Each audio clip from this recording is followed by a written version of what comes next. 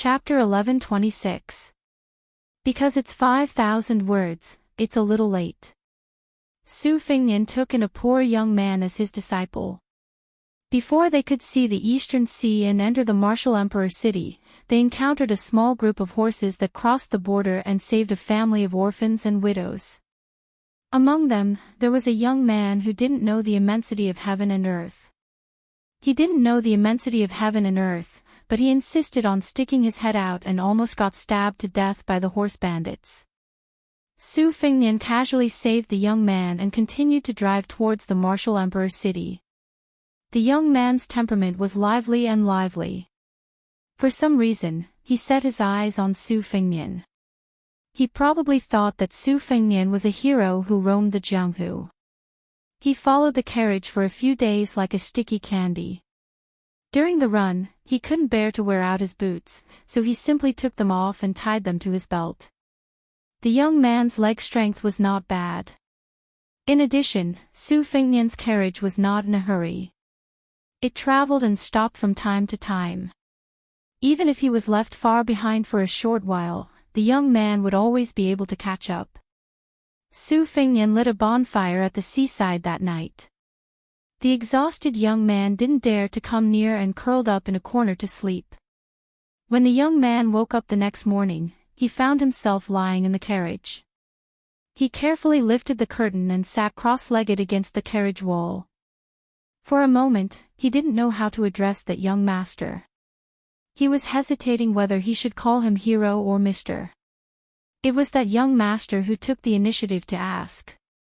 After asking 2 questions, the young man shook his head desperately. The third question made the young man even more confused. The young man asked if he wanted to be his disciple. The young man didn't nod his head. He just blushed and said shyly that he couldn't afford the monetary gift. That young master said it didn't matter. Along the way, the two of them became master and disciple. They didn't talk much. The young man was called Wuxia. He was born and raised by a fisherman's family by the sea. His parents died while fishing at sea.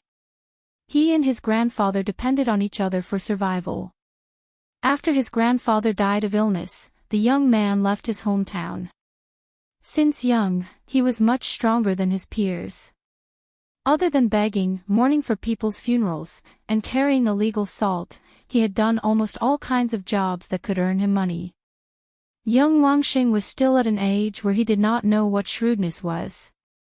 When he learned that his cheap master, who seemed to have fallen from the sky, was going to the martial emperor's city, he was so excited that he could not help but chatter. The young man's nature was simple and honest, and he had a pure heart. Although he couldn't tell the depth of a person's character, he was more accurate in distinguishing between good and bad. After spending a few days with his master, he knew that his master was a person who was easy to talk to. He respected him far more than he feared him. However, to the young man's regret, this young master, who seemed to be more beautiful than a woman, did not like to chat. Most of the time, he was talking to himself and answering his own questions. After emptying his stomach of the anecdotes of Jianghu, he could only talk about the old sayings he heard from his elders and neighbors. Fortunately, his master, who had lost his peace, did not argue with him. He taught him a set of obscure incantations and soft fist techniques. He could not remember the incantations, which gave him a headache, but the fist techniques were soft and powerless. However, the young man was content with what he had. He was satisfied to be able to practice martial arts. When he left his hometown 2 years ago, he saw an old man selling secret manuals at a stall in the Jian province. He handed over the 3 taels of silver he had saved with great difficulty. The old man was easy to talk to. He opened his bamboo basket and allowed Wuxia to choose. Wuxia was illiterate, but when he heard the names of the books, they all seemed to be peerless martial arts. It gave him the feeling that if he could master 1 or 2 moves in the book, he would be able to make a name for himself in the Jianghu. In the end, Wuxia chose a sword manual. The inexperienced young man did not know much about worldly affairs, but after all, he was not a fool. He quickly realized that the secret manual was fake. However, he was not angry. He kept that nonsensical sword manual in his bosom and treated it as if he had learned 100 words.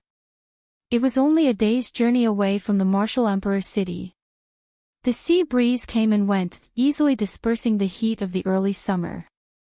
The young Wuxia grew up by the sea, so he did not feel that the sea breeze was slightly fishy. He only felt that it was familiar and comfortable. It was probably because he had left his hometown for a few years and remembered his deceased relatives. Wuxia fell silent. The reason why Su Fengnian did not talk to this disciple was not because he regretted accepting his first disciple or despised him for his mediocre aptitude. It was because he did not know whether to laugh or cry. After interacting with him, he realized that this sturdy young man was actually a girl. What was strange was that her chi flow and pulse did not seem like a girl's at all. In Buddhism, women could not become Buddhas. In Taoism, female Taoists were also very rare. There was a reason behind it. For 100 years, his mother was the only female sword immortal. Going back 300 years, there was only one female sword immortal. If one did not take the sword into consideration, the number of female first-rank experts could be counted with one's fingers. One of the 4 great grandmasters was Fengdu Green Robe. The current Jianghu was more Yin Qi than before. There were Luo Yang and Xianyuan Qingfeng, as well as Wang Xianji's disciple, Linya, who he had never met before. The logic behind a woman's appearance was similar to that of a man's appearance. His disciple Wang Xing's aptitude was actually not bad. However, before and after Su Fengnian started practicing martial arts, he had seen the peak of the Jianghu. An outstanding aptitude was often not good when one was young. When it came to practicing martial arts, one's stamina was very important. With enough stamina, there would be many opportunities. Both were indispensable. The reason why Su Fengnian accepted him as his disciple was very simple. Wang Xing had a wooden sword at his waist. In the first question, Su Fengnian asked Wang Xing if he was willing to exchange the wooden sword for food. Wang Xing refused. Su Fengnian then asked if Wang Xing was willing to exchange the wooden sword for money. Wang Xing still refused. In the middle of the night, they were only 30 to 40 miles away from the martial emperor's city. Su Fengnian did not continue riding forward. Instead, he ordered Wang Xing to pick up dead branches and light a big bonfire by the sea. The roaring flames shone on the faces of the master and disciple. Su Fengnian gave Wang Xing half a piece of beef jerky the size of a child's palm.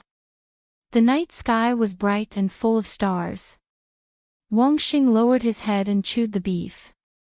When he looked up, he saw his master staring at the starry sky in a daze. He secretly licked his oily fingers and then pointed to the starry sky. He smiled and said, "Grandpa said that there is a big lantern. On the ground, when people die, the lantern will go to the sky and light up again." Su Fengnian said calmly, "There is a saying in my hometown as well." Wang Xing waited for a long time.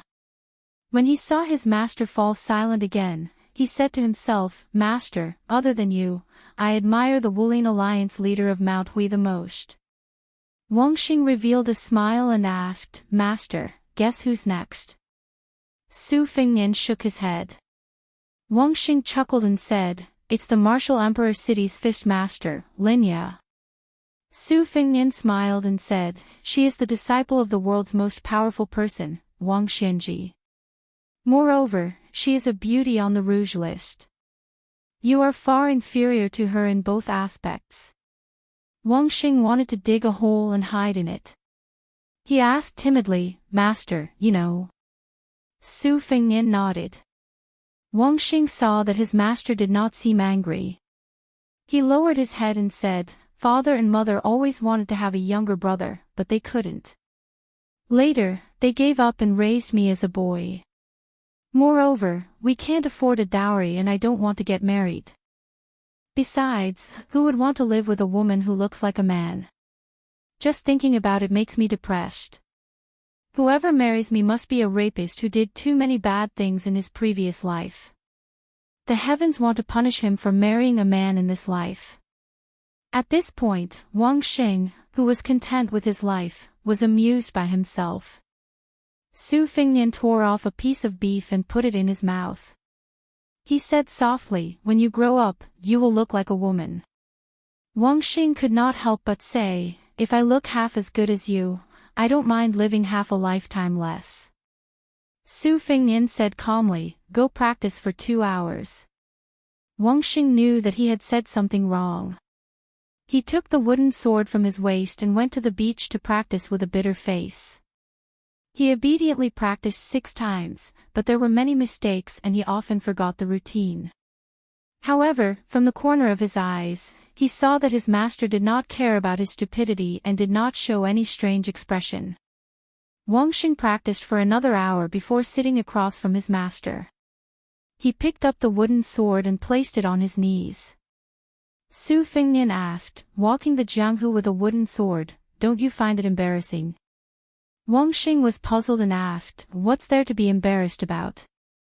Su Fingnian did not say anything. Wang Xing smiled happily and said, "Grandpa made this wooden sword for me. Even if you want it, I won't give it to you." Su Fingnian, who never called himself master, said unhappily, "Do you think I want a broken wooden sword?" Wang Xing chuckled. Su Fingnian joked, "In the future, if anyone is blind enough to fall in love with you, you can take this wooden sword as a token of love and consider it your dowry." Chapter 11:27. Wang Xing remained silent with a bitter face.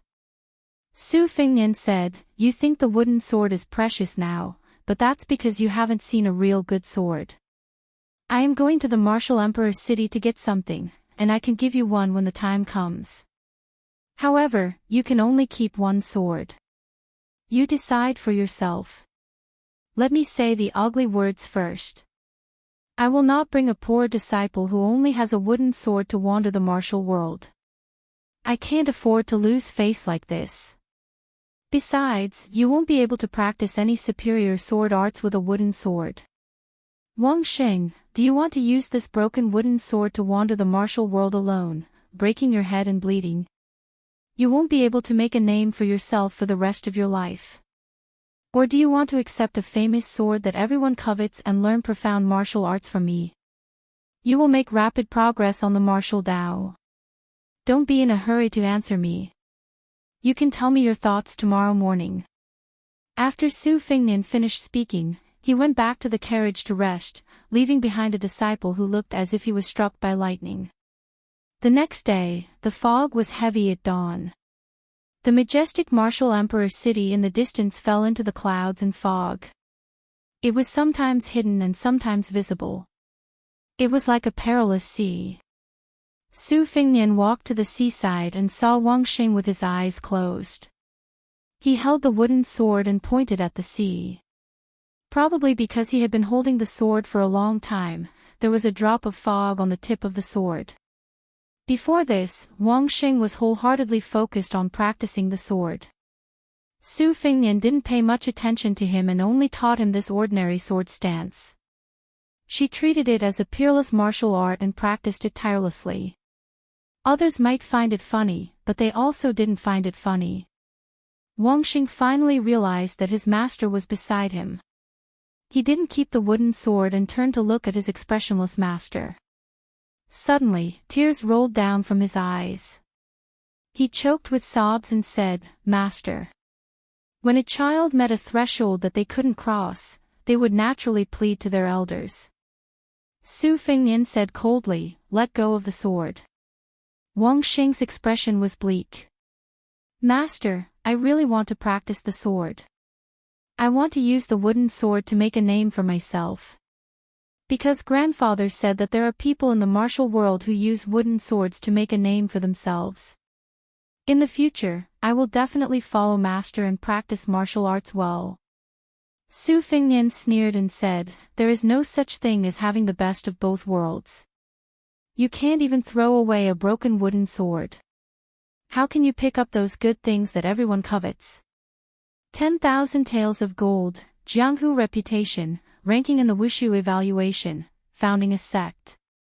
Which one of them is not more precious than your wooden sword? So what if the wooden sword is your grandfather's legacy?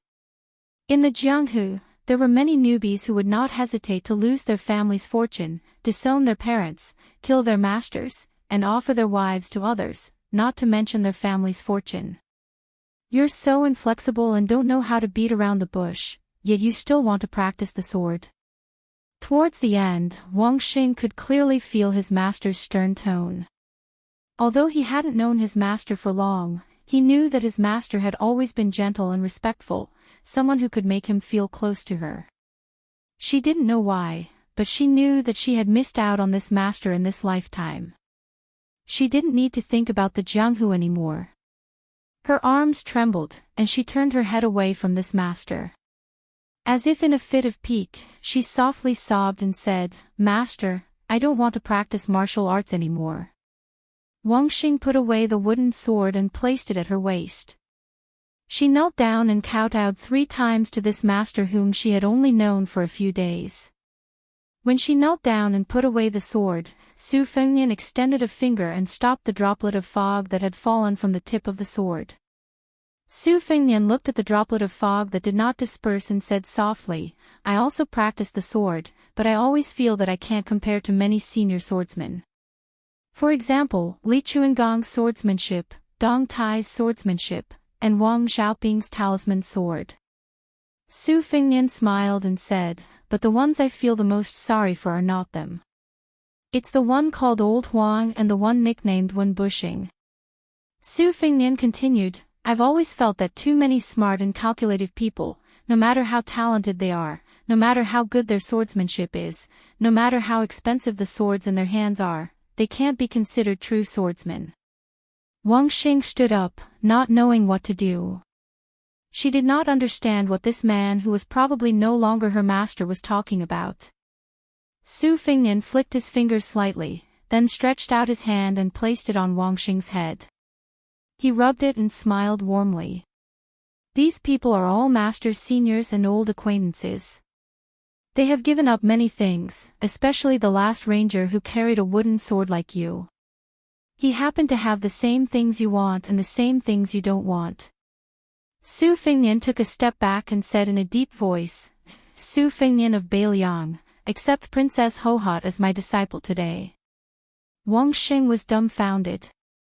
Su Fengnian said indifferently, "Take the things that Wenhua gave up back then." Wang Xing was still confused, but at least she knew that her master was still her master. That was enough. As for the names that her master mentioned that she had never heard of before, she didn't think too much about it. She just thought that her master was bragging. The master and disciple headed to Martial Emperor City. "Master, you're not angry with me anymore?" "Yes. Master, I've heard of the Peach Blossom Sword God and the Wudong Sword Maniac. They are both sword immortal level experts. But who are the others? You will know in the future." "Master, I don't know if I should say something." "Then don't say it." Master, I can't hold it in." "Don't be angry if I say it. Although you are definitely an expert, aren't you bragging too much? Do you really know those 2 immortals? Could it be that you have seen them from afar?" "Master, it's okay. I feel that you are the strongest expert in the world." "Master, I heard that there are many experts in Beiliang.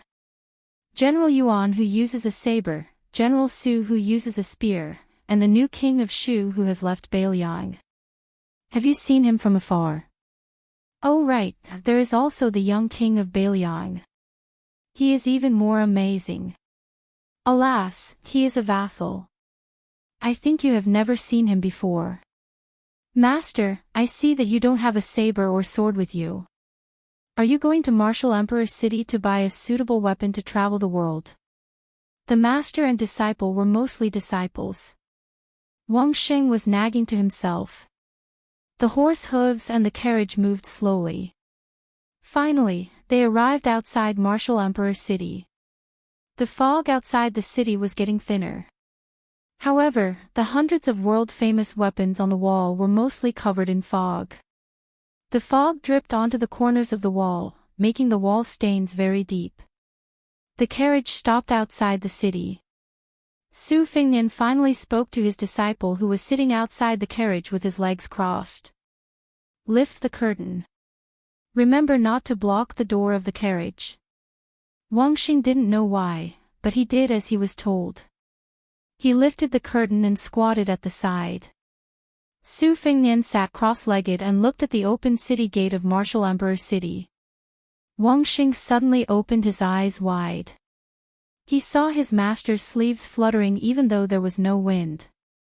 The fog in Martial Emperor City disappeared in an instant. Inside the city, the wall that once symbolized who was the most powerful person in the world began to tremble imperceptibly. Then, the trembling became more and more intense. First, a purple color flew out of the city gate and crashed into Su Fengnian's arms. Then, the famous sword Yellow Cottage, which was stuck on the high city wall, broke away from the wall and crashed into the red sandalwood sword box. Then, 8 swords of different lengths crashed into the box one after another. Su Fengnian sat down with the box in his hands. Wang Xing, who was still holding the curtain, opened his mouth wide. What was going on? On the city wall, hundreds of masterless weapons were trembling at the same time. They seemed to be struggling and resisting. Su Fengnian raised his arm and said softly, "Come." Moth-fish slender sword, thrush sword, Junju, half-shoulder small point from the Guanyin sect of the South Sea, Wu family's sword tomb, peace and seriousness, and sword Immortal Qin Qingming Sunbuyu from 200 years ago. Swords flew out of the city one after another. Dantian blade, splendid tree blade, Gu Jintang's master's peeling peck, frost long blade that was invincible 400 years ago, and so on. Swords flew out of the city one after another. The 18 best weapons in the world left the city wall one after another. There was nothing left on the city wall. They went around Su Fengnian and slid into the carriage in an exquisite arc. No matter how fast they flew, they stopped abruptly after passing through the curtain and fell gently. The carriage was stuffed full of weapons. When it couldn't stop, the weapons that came later were nailed into the ground around the carriage. After half an incense stick's time, the 418 weapons on the city wall of Martial Emperor City all had owners after leaving the city. Wang Xing was stunned on the spot. He couldn't think straight anymore. Her master was really an expert who knew a lot of experts. Su Fengnian, at this moment, was like the Jianghu in his hands. The new martial emperor of the Jianghu, the new invincible. At this moment, the Martial Emperor City, which had just received the shocking news of the city lord's death in Beiliang, finally believed that the young vassal king had indeed defeated Wang Xianji. After this, the whole world had to pinch their noses and admit that the son of Butcher was the new #1 in the world. Chapter 11:28. Wang Xing swallowed his saliva and pointed in the direction of the city wall. He said with a trembling voice, "Master, there are so many people here." Su Fengnian, who was hugging the red sandalwood sword box, asked with a smile, "Are you scared?" Wang Xing muttered with a bitter face, "How can I not be scared?" Su Fengnian said softly, "This time, we don't have to run away in a hurry." Outside Martial Emperor City, the city wall was packed with Jianghu masters. Most of them had been hiding for many years. They were sheltering old monster Wang to avoid being hunted by the imperial court. At the same time, they knew better than any other Jianghu people how heavy the dark cloud above their heads was. It made them unable to see the sun and despair. If Wang Xianji didn't die, the Jianghu people wouldn't be able to rise again. This was the biggest principle of the Jianghu for the past 60 years. As time passed, no one thought that the old monster would die. However, not only did Wang Xianji fail to ascend, he was defeated by a young junior and even died in the hands of this guy. This was the most shocking news in the Jianghu in the past 100 years. It was even more unbelievable than when Li Chuangong's wooden horse and ox were broken by Wang Xianji. There was no lack of experts on the city wall. If any of them were to be thrown into the Jianghu, even if they hadn't used their name for many years, as long as they returned to the Jianghu, those sects with good memories would take the initiative to avoid them. These genuine experts coveted the weapons on the wall even more than those embroidered pillows. After Wang Xianji left the city, many people heard the news and secretly snuck into the martial emperor's city. When the news of Wang Xianji's death spread throughout the world overnight, more people rushed to the Eastern Sea. No one would wake up early if there were no benefits. Naturally, they were after the divine weapons of their dreams. They formed their own groups and wanted to rely on each other in the upcoming turmoil. They wanted to live and get a share of the loot instead of dying in the chaotic battle. Originally, as long as any of Wang Xianji's disciples remained in the city, no one would dare to be so impatient. However, the current martial emperor's city was like a flourishing clan that suddenly lost all its males. All that was left was a house full of helpless young beauties. They were of different shapes and sizes. No matter how picky a man was, as long as he barged into the house and acted fast enough, he would be able to win over the beauties. In the end, a guy suddenly appeared out of nowhere and took all the women. Not only did he not let go of the family's wives and concubines, he did not even leave behind a single servant girl. How could the hungry men who were painstakingly leaning on the wall to look at the beautiful spring scenery behind the wall endure this? Everyone on the city wall was ready to make a move, eyeing covetously. However, no one was willing to take the lead in the beginning. This was what it meant to sacrifice one's friends rather than oneself. However, they were afraid that no one would make a move. By the time that guy turned around and left, no one had the courage to stop him. Finally, a man jumped down from the city wall with an unsheathed long and narrow saber in his hand. With a resplendent radiance, he shouted, "Yen Mountain's king of killing crossbow, please enlighten me." Once someone left the city wall, more than a dozen famous experts were not willing to be left behind. For a moment, the voices of people announcing themselves rose and fell one after another. Fangshan County's Inc. Sword Zhou Mu, please enlighten me. Jian Province's pipa player Su Wangfeng, please enlighten me. Southern Borders Thousand Hand Guanyin Fang Baigu, here. Yendang Mountain's unfettered cultivator Situ Hongzhu, may I be so bold as to ask for a fight. I am Mount Yulong's monk Ling Miao, I would like to ask for advice today.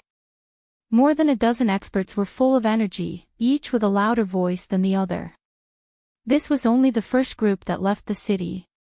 Soon, a second group with even more people jumped down from the city wall. Compared to the first group, these men were more reserved.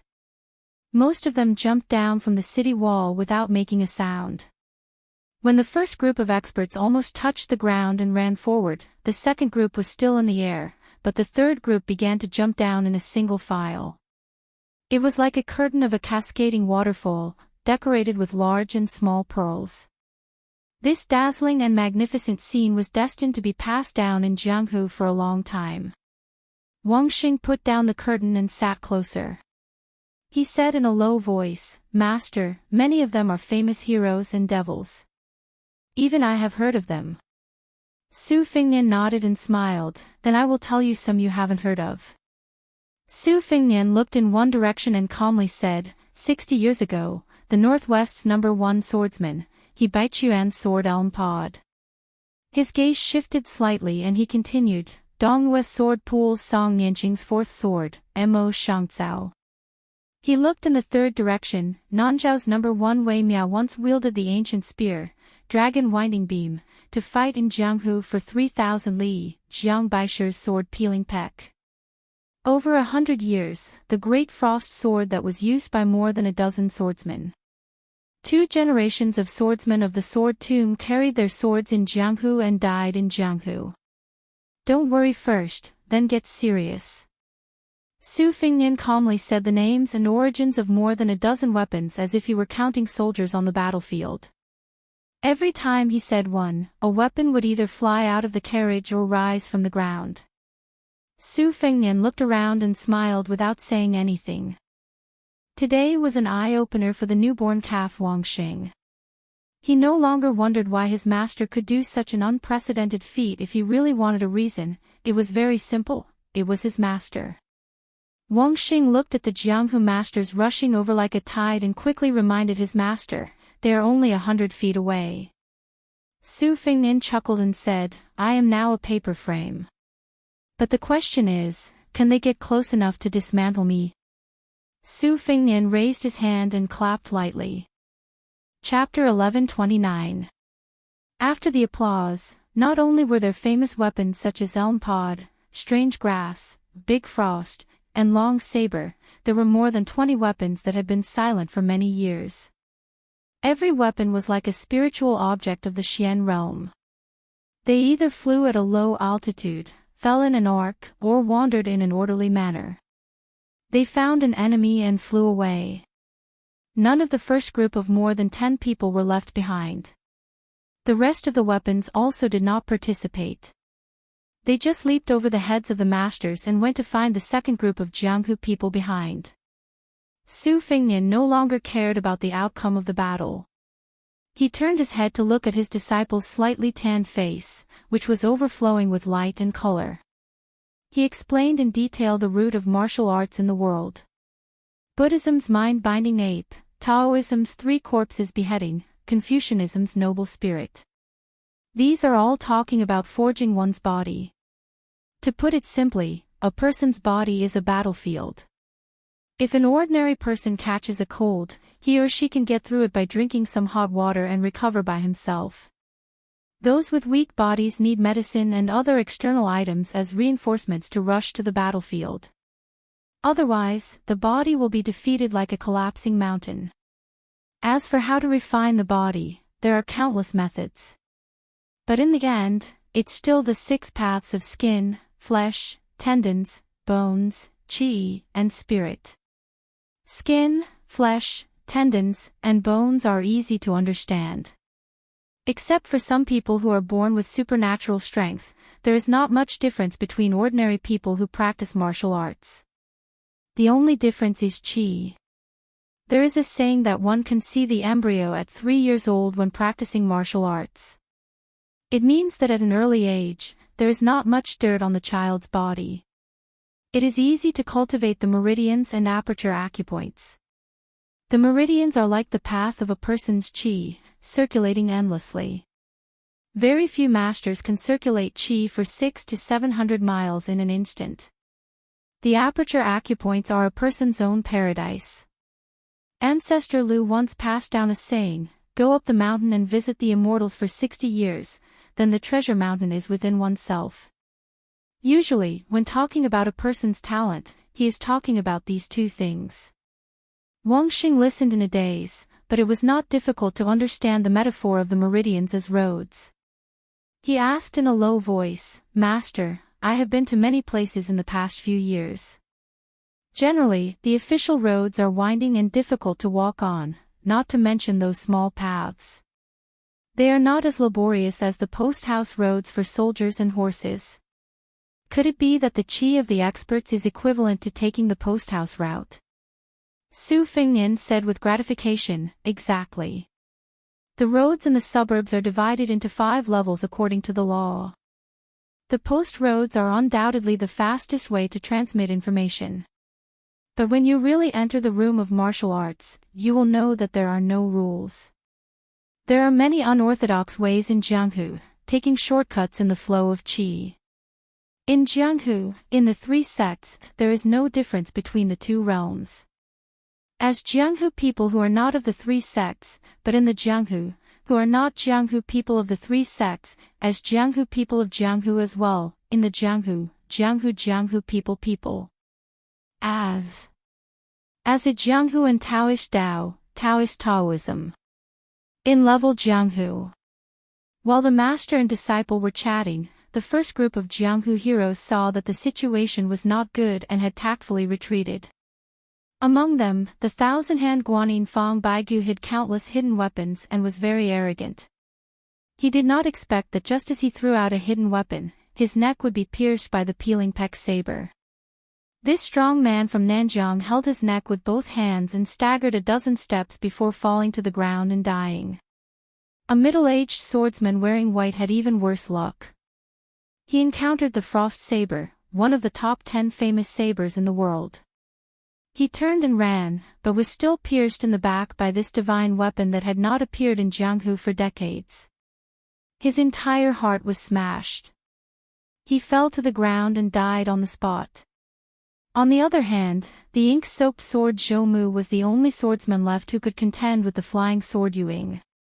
However, they were only evenly matched. Wang Xing was puzzled. Master, why are the masters so worthless? Each and every one of them is similar to the fake secret manual that I bought with a few taels of silver. Is it because master is too powerful? Su Fengnian did not answer directly. Instead, he said, Wang Xianji once said that even if 9 of the 10 martial arts experts joined forces, he was confident that he could kill all 9 of them. This is the confidence of Wang Xianji as the world's number 1, and also the spirit of a single person who can fight against the world. Wang Xing said with a fascinated expression, Master, the fist master that I admire, Linya, is also old Immortal Wang's disciple. Su Fengnian made a sound of acknowledgement. Someone on the city wall shouted, Let's join forces and kill that brat together. Whoever succeeds will take the lion's share. I don't believe that we can't kill one with a few hundred people. Soon, someone else fanned the flames and agreed, Yes, let's call our friends in the city. With hundreds and thousands of people, we can drown that brat with just a mouthful of saliva. Wang Xing said angrily, Master, these people are too shameless. Su Fengnian smiled. He stood up and put the red sandalwood sword case upright. With one hand on the case and the other raised high, he said in a low voice, Please. After the death of a legendary figure like Sheepskin Fur who only appeared once every 500 years, who would care about the 2 halves of the wooden horse ox? What about Peeling Peck, which was once held by Jiang Baisher? What about the 2 sword crowns of the sword tomb? Jianghu had forgotten. Su Fengnian wanted Jianghu to remember them again. After the word please. The 9 swords in the case rushed out first and lined up in front of Su Fengnian in a line. The weapons that had rushed to the top of the martial emperor city turned back. The weapons in the carriage and around the carriage bloomed with their own brilliance at the same time. 418 weapons, 418 strands of energy. The chi was soaring. Heaven and earth were moved. More than 400 weapons lined up in a line. In front of Su Fengnian and outside the martial emperor city. There was a line of tide. Who could get close? Chapter 1130. No one dared to leave the martial emperor city anymore. Su Fengnian did not push his luck. He bent his fingers several times and guided several weapons into the air. For example, the elm pod sword was nailed into the ground a few feet in front of the ink-stained sword Zhou Mu. The great spear dragon winding around the beam was nailed into the ground in front of a spearmaster. The slender crimson short sabers flew to the top of the city wall and fell into the hands of a machete man. More than a dozen weapons had new owners. After a brief moment of shock, these people, without exception, cupped their fists and bowed to Su Fengnian outside the city to express their gratitude. This was not only because they were happy about Su Fengnian's gift, but also because they were grateful for his recognition of their talents. Among the crowd, a nameless, thin teenager was the most eye-catching. He had actually obtained the Great Frost long saber that had been returned to its sheath. After being gifted the saber, the teenager could not control the heavy saber that was as heavy as a living thing. He was dragged by the saber for dozens of steps before falling to the ground.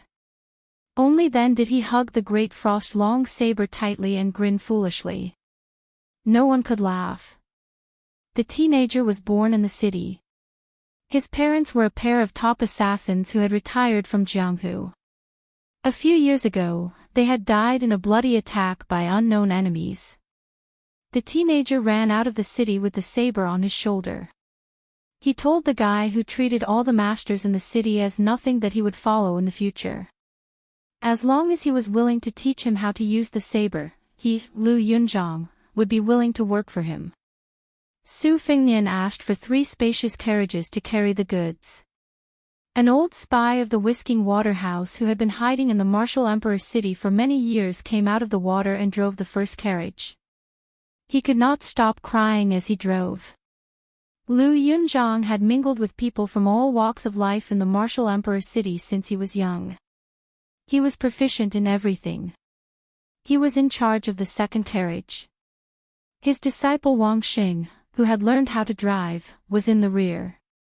Su Fengnian sat beside her and continued to talk to her about the basics of martial arts. In addition to the carriage, the old spy also had to take care of 6 horses. The carriage's load was beyond imagination, so horses had to be changed frequently. The 4 people, 3 carriages, and 12 horses, along with more than 400 weapons, leisurely drove out of the East Sea. Then, along the southern border of Jingji and Pingfan, they made a small arc. When the team reached the top of the arc, Su Fengnian stood on a mountain near an isolated city pass and looked at the scenery of the south for a long time. Wang Xing and Lu Yunzhang, who were of the same age, did not get along well. Wang Xing could not stand Lu Yunzhang's mischievous smile, and he did not behave properly in front of her master. Lu Yunzhang, on the other hand, did not like the pedantic young man. The 2 of them were at loggerheads. As long as they met, they would quarrel non-stop. However, Lu Yunzhang was not most afraid of the immortal who had given him the saber.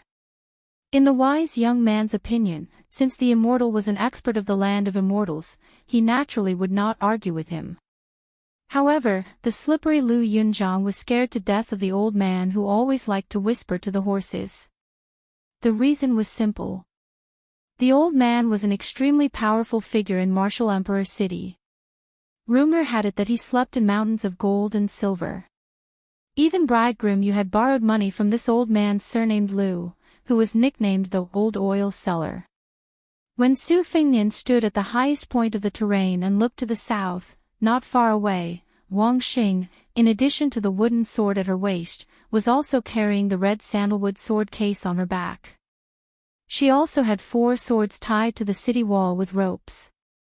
They were the moose fish sword, the 3-inch sword, dogwood, personally forged by the old northern Han Confucian sage Chao Yi, the talisman sword, wild crane, of the Taoist loose immortal Huang Sishan, and the long sword, biting pearl, that had once pierced through the abdomen of the emperor of Dongyue.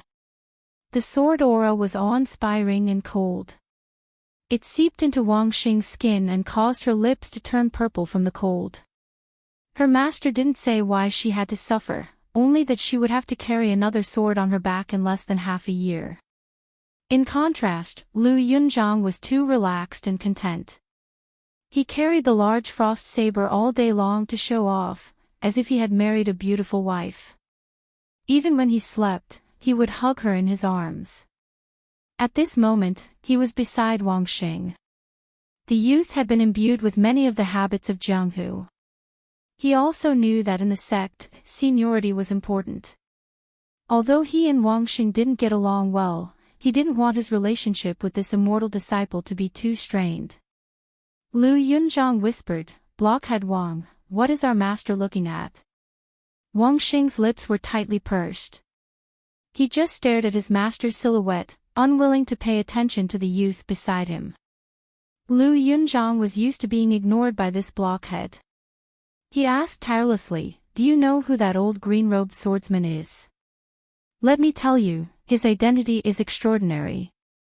He's called Chai Qingshan, an old sword immortal of the Donghua sword pool.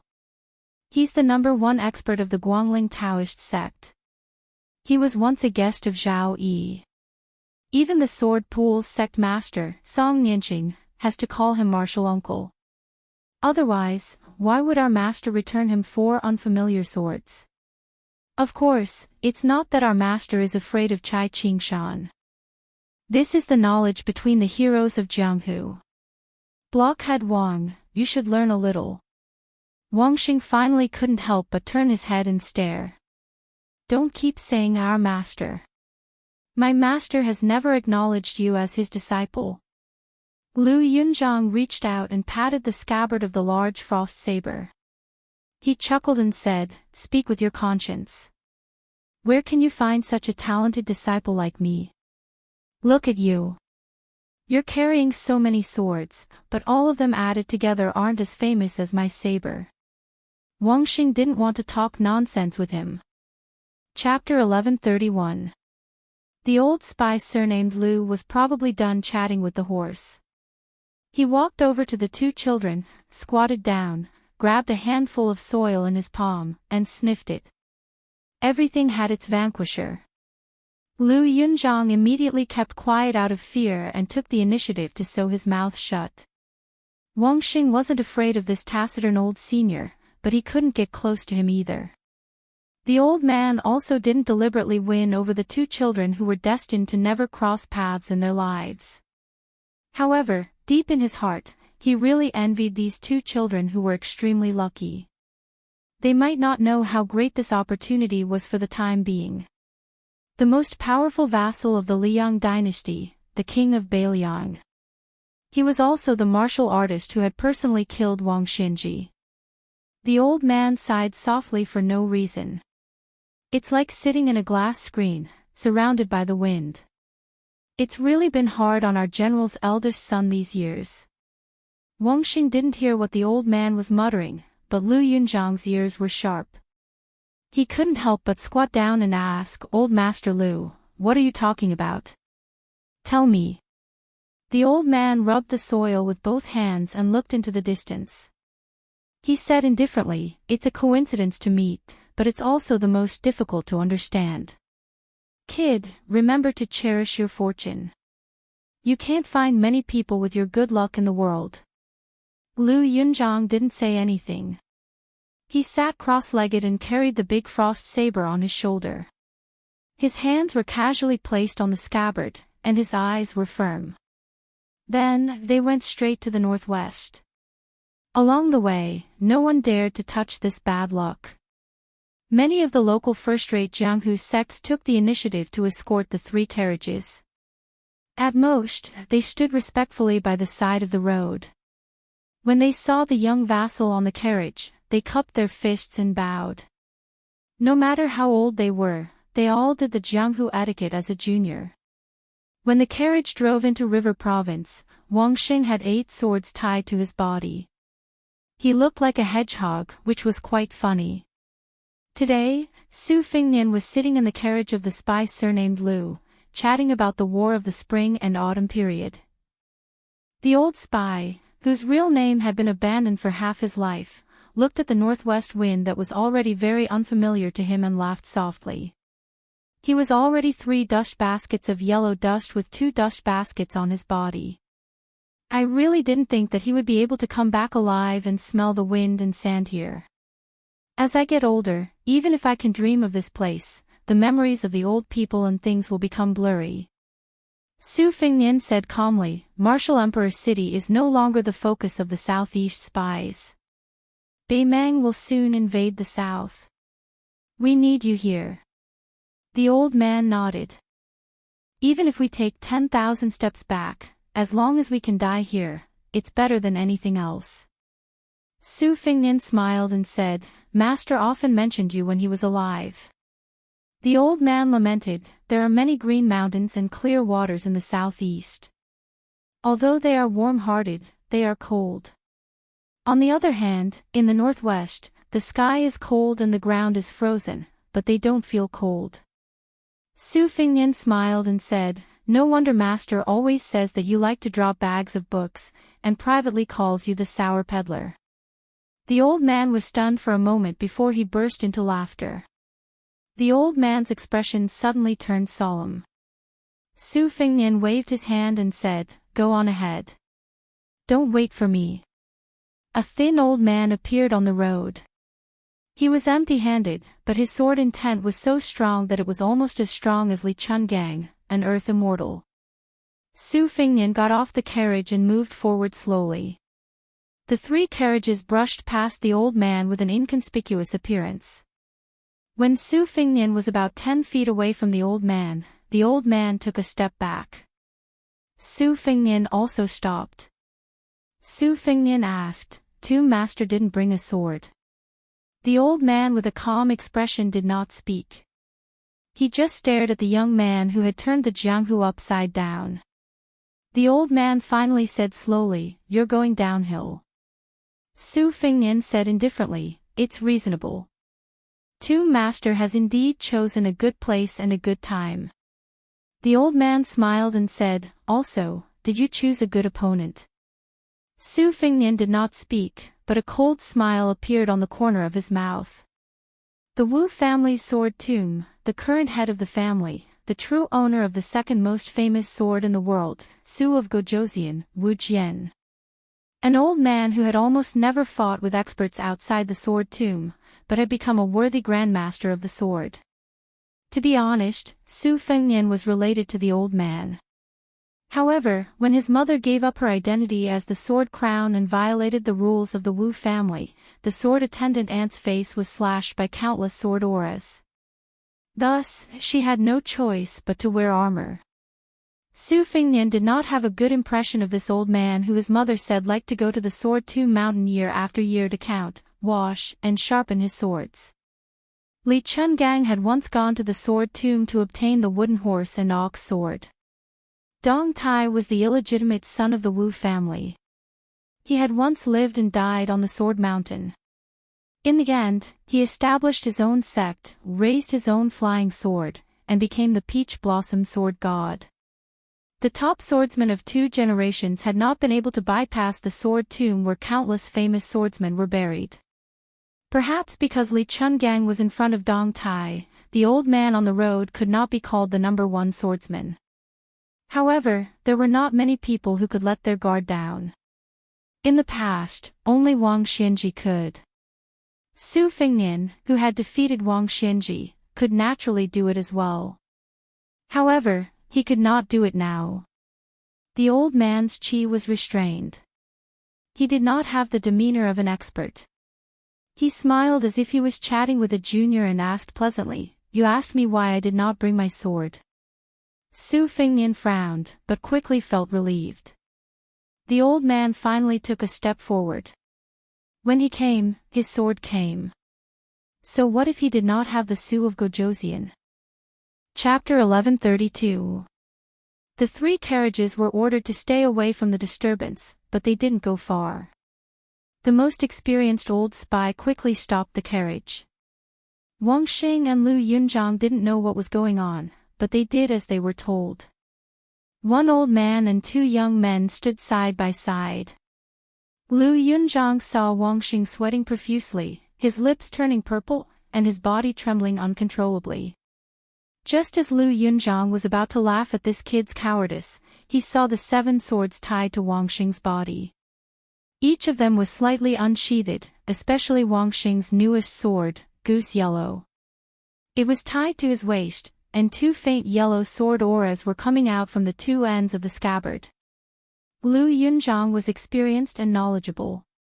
He knew many bizarre stories of the martial world and Martial the Arch City. He roughly guessed why the immortal young master asked Wang Xing to add a sword every once in a while. It was because he wanted this unnamed disciple to be immersed in the sword aura and gradually connect with those sword embryos. The more, the better. Through this, Wang Xing would be able to hone a natural and vigorous sword intent. The old spy said in a deep voice, "Wang Xing, try your best to use your divine intent to suppress Goose Yellow's sword aura. If you want to cultivate a superior sword, you have to be able to control the sword and not be controlled by the sword." The pale Wang Xing tried his best to nod, but it was a pity that he couldn't do it. Goose Yellow's sword aura was getting denser and denser, and the brilliance was lingering around Wang Xing's waist. The young lady looked like she was wearing a yellow jade belt. The spy with the surname Lu frowned. He knew that these famed swords were attracted by the old man at the post house. Wang Xing was just a beginner in the sword Dao and naturally couldn't restrain it.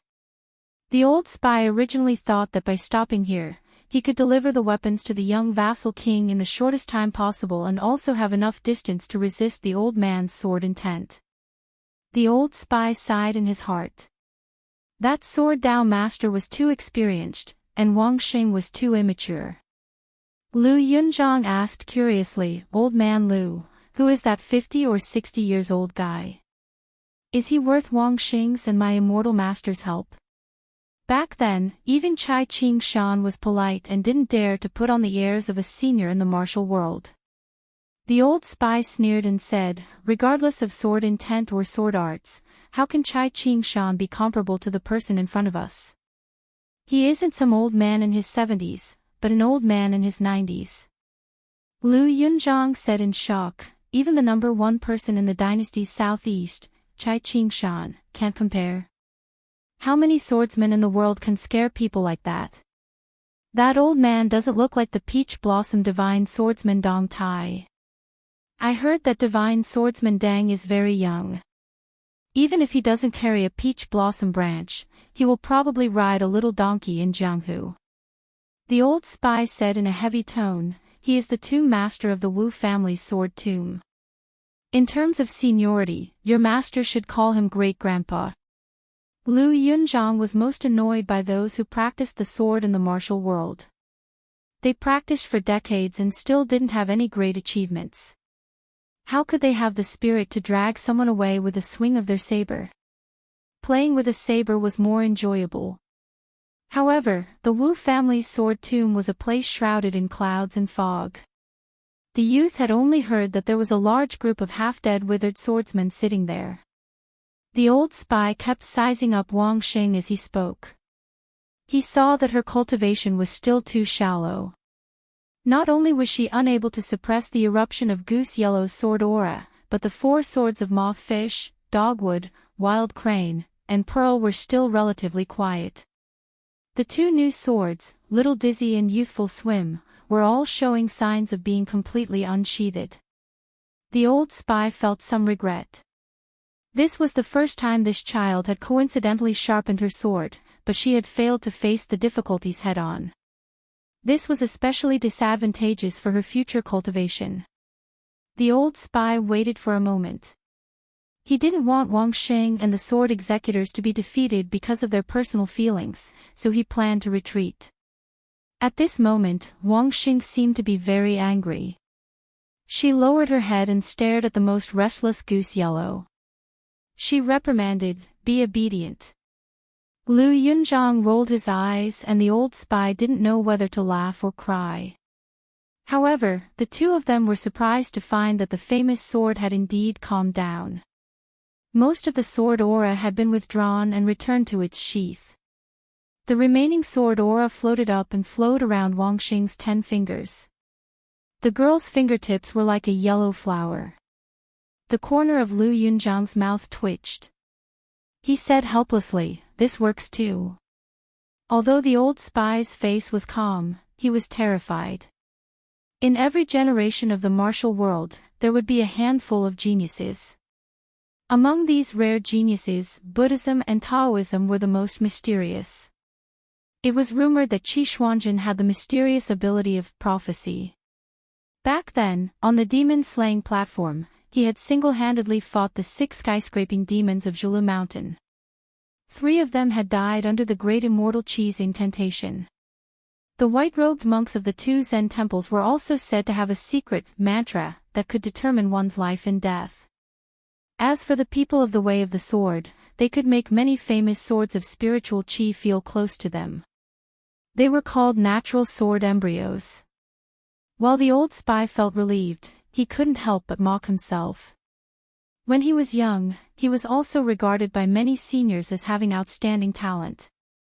It was just that he had never been taught by a true master. As a result, he had no interest in instructing others. What he learned was a mixture of different things. In the end, he was unable to go far on the martial path. Regardless of one's aptitude, having a guide often determined one's level of achievement. The old spy hesitated for a moment before saying, "Wang Xing, follow me for 10 steps." Wang Xing grunted.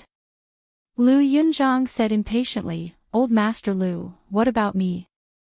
The old spy said unhappily, "Stay where you are and keep an eye on the carriage." Lu Yunzhang sighed heavily. He turned his head and glanced at the 5-foot-long frost blade on his shoulder. "We'll depend on each other for survival." At the front of the post house, after the head of the Wu family took a step forward, there was no more movement. However, what was even more unexpected was that the old man didn't seem to be in a life-and-death situation. He actually began to ramble, and his words were filled with emotion. "My ancestors once said that when I was born, there was a strange phenomenon in the sky. 9 flood dragons were in the sky, and 8 flood dragons took away 9 famous swords from the Sword Mountain. 1 flood dragon coiled around the Sword Mountain, lying on the ancient sword Qionyou. On the first day I started practicing the sword, the ancestor who personally taught me the sword told me that after I pulled out the Qionyou, I had to leave the tomb every 10 years to search for a sword." Chapter 1133. When I was 10, I climbed Sword Mountain in search of a sword and was able to pull out Qionyou. When I was 20, I went deep into the mountains of Liaodong and found Qiwen at the bottom of a lake. When I was 30, I found Chao Feng in the forest of steels in the wilderness of northern Han. When I was 40, I traveled to West Chu to teach Manjushri and met Bai and on the Buddhist throne. When I was 50, I went to Shu to find Jiao Tuesday. When I was 60, I went to the southern border to seek revenge. I inadvertently saw Yazi nailed to a towering ancient tree. When I was 70, I found De Xia under a stone slab on an ancient bridge in Great An City. When I was 80, I went to the old Donghua kingdom to visit friends and met Pu Lao inside an ancient bell. When I was 90, I entered Great An City and saw Pai Xiu. Now, I have gathered 9 swords. My life should have been complete. When the old man reached this point, he smiled. "In this life, other than searching for swords, I have only ever searched for swords. I have never asked why I practiced the sword. Every 10 years, I would ponder how to abandon the sword and obtain its intent. 10 years after 10 years, I have truly missed many people and many sceneries." Su Fengnian raised his head and gazed at the sky. In his field of vision, there was a sea of golden clouds. Sunlight sprinkled down like feathers, gorgeous and moving. Afterwards, the sea of clouds was like a piece of satin that had been ruthlessly pierced through by an awl, creating a slightly slanted opening. Su Fengnian did not move at all. However, a dozen or so famed swords from a carriage flew towards the opening in the sea of clouds. A massive sound exploded in the sky, like the striking of a bell, shattering one's eardrums. One could faintly see that the dozen or so famed swords that had been uprooted from the ground were all broken and fell to the ground. Wind and high spirits flew out from the sea of bamboo in western Shu. With Su Fengnian as the center, they circled around in a large circle, forming a prison and trapping Su Fengnian. Then, sword qi swept out from northern Han, transforming into 10 fragments. Each fragment was a sword, and the 10 swords became 1 qi. It was as if an immortal was leading the way. A majestic aura came from the northeast. A long rainbow pierced through the sky. With Liaodong as the starting point of the sword momentum and Hezhou as the landing point of the sword momentum, it drew a shockingly huge semicircle. It was wrapped in a stream of water mist, trying to repel the fire. Then, a qi appeared from the distant southeast. The sword qi, filled with an ancient intent.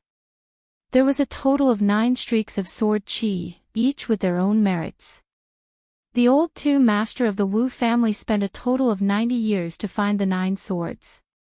He did not use the ancient swords themselves to fight against his enemies, but only took the will of the swords for his own use. The old man had indeed chosen a good time to show himself. When he was rushing to River Province, the sword qi had already risen from the ground. If there really was an immortal who could look down on the mortal world from the 9 heavens, he would be able to see the 9 streams of sword qi coming from all directions on the ground, all heading towards the same destination, where Su Fengnian was standing. Su Fengnian had been standing in the same place all along, but other than the red sandalwood sword box on Wang Xing's back and the 7 bound swords, all the famous swords on the 3 carriages had already flown out of the carriages to fight the enemy. About 300 meters behind Su Fengnian, a large section of the road was torn apart by the thunderclaps. There were 2 places at different heights besides Su Fengnian. One was 70 feet away, while the other was 60 feet away. More than 20 famous swords were destroyed before they could enter Beiliang's territory. There was even a qi that fell from the sky, scattering a cloud of fine powder 4 feet away from Su Fengnian's head. The streaks of sword qi were getting closer and closer to Su Fengnian. They were aggressive. The Yazi sword will with the heaviest killing intent swept over, destroying the 12 ancient swords with Gu Qingjian in the lead. However, the mottled and messy sword qi had already surged to 20 feet in front of Su Fengnian. However, the sword qi that came right after was the most powerful, like a ferocious beast that could swallow all things without spilling out. Su Fengnian spread out his hand and summoned a clothes-tamping sword. The 2 swords perished together. However, Su Fengnian had also retreated 10 feet, but the sword qi had closed in on him by 20 feet. At this moment, the old man still had 2 streaks of sword qi that he had yet to use.